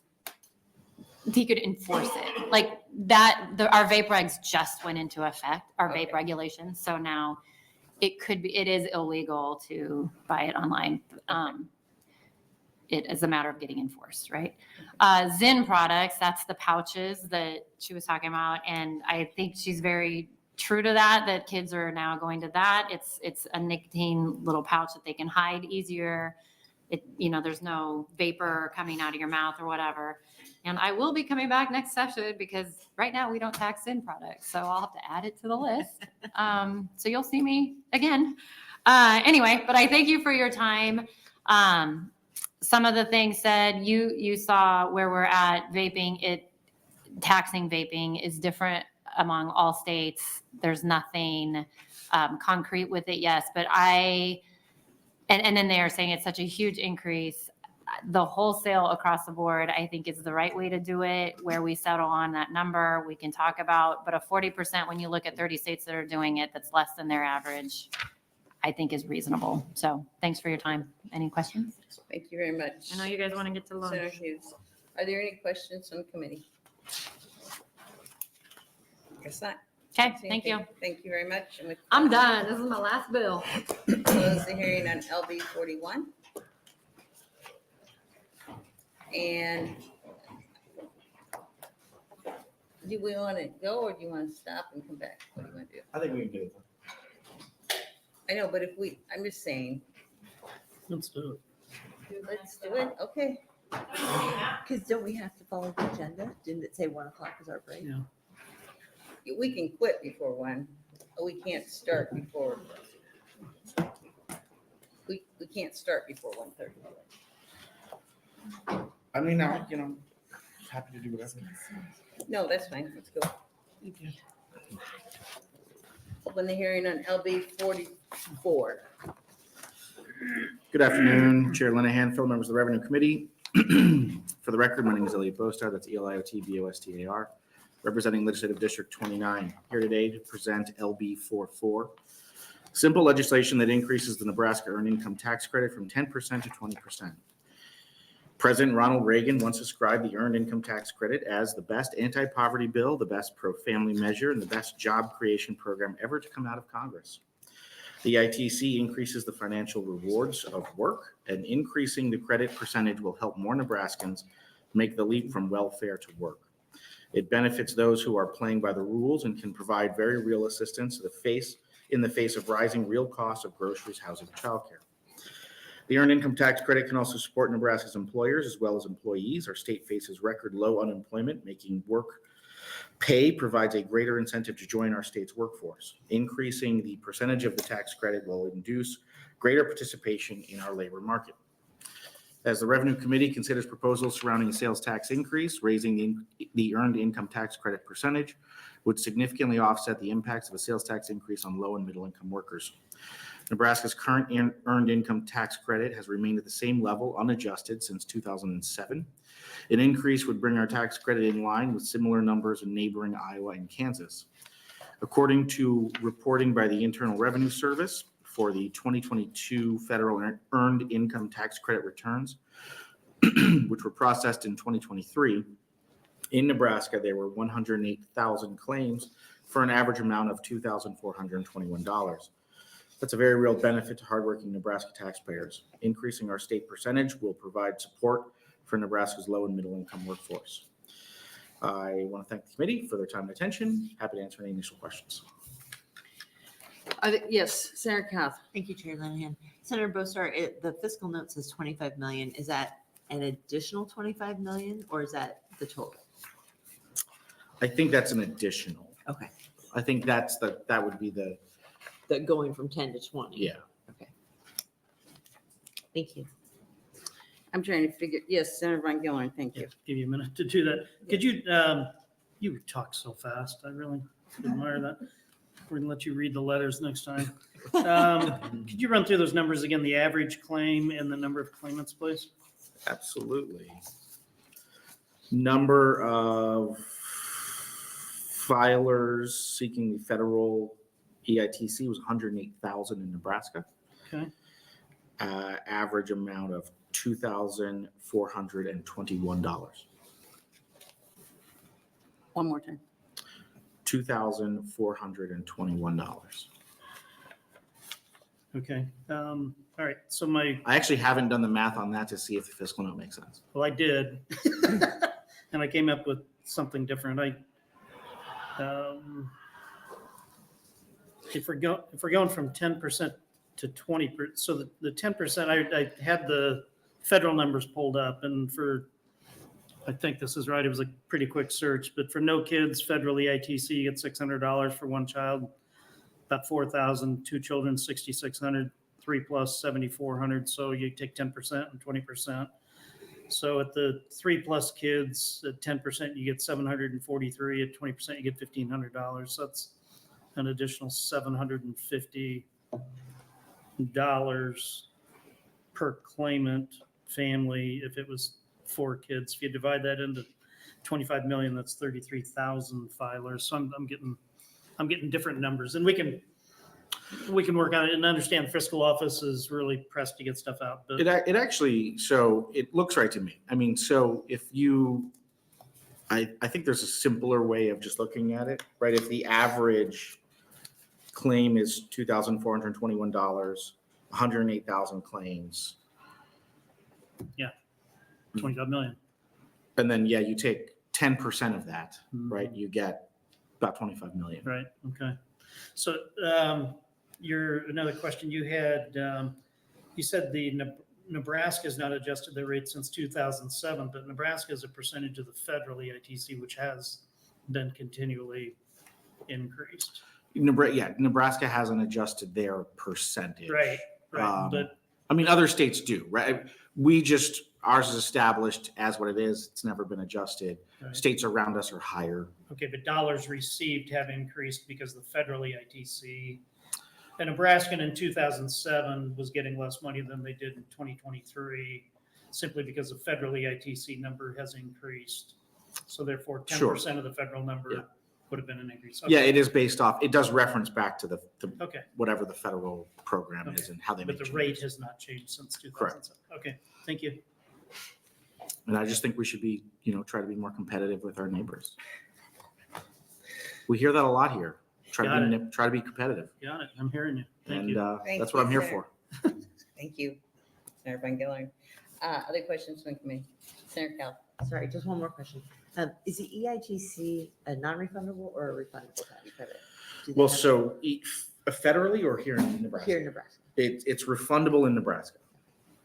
And so most states that add their own, the way Nebraska does, they're almost all refundable.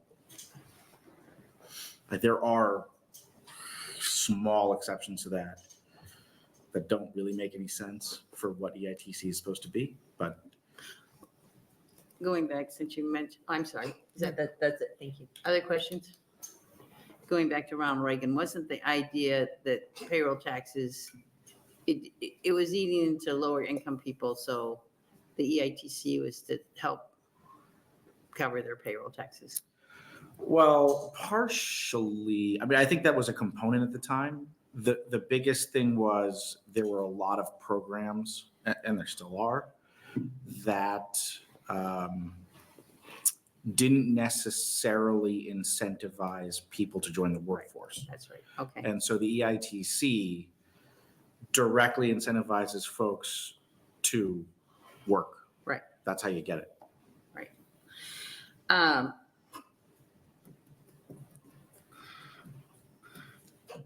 Yes. And this, if you got kids, you get more. Yes. And back in what seems like a previous life, I did volunteered with the United Way to do tax returns for folks who couldn't afford to have other people do it. And it's a program that without it, really, a lot of folks would not be above water. Who are working hard, who have families. Okay, got it. You'll be here for closing. Do you have anybody here? I don't know. Okay, let's see. Do we have any proponents? Really? No proponents. Any opponents?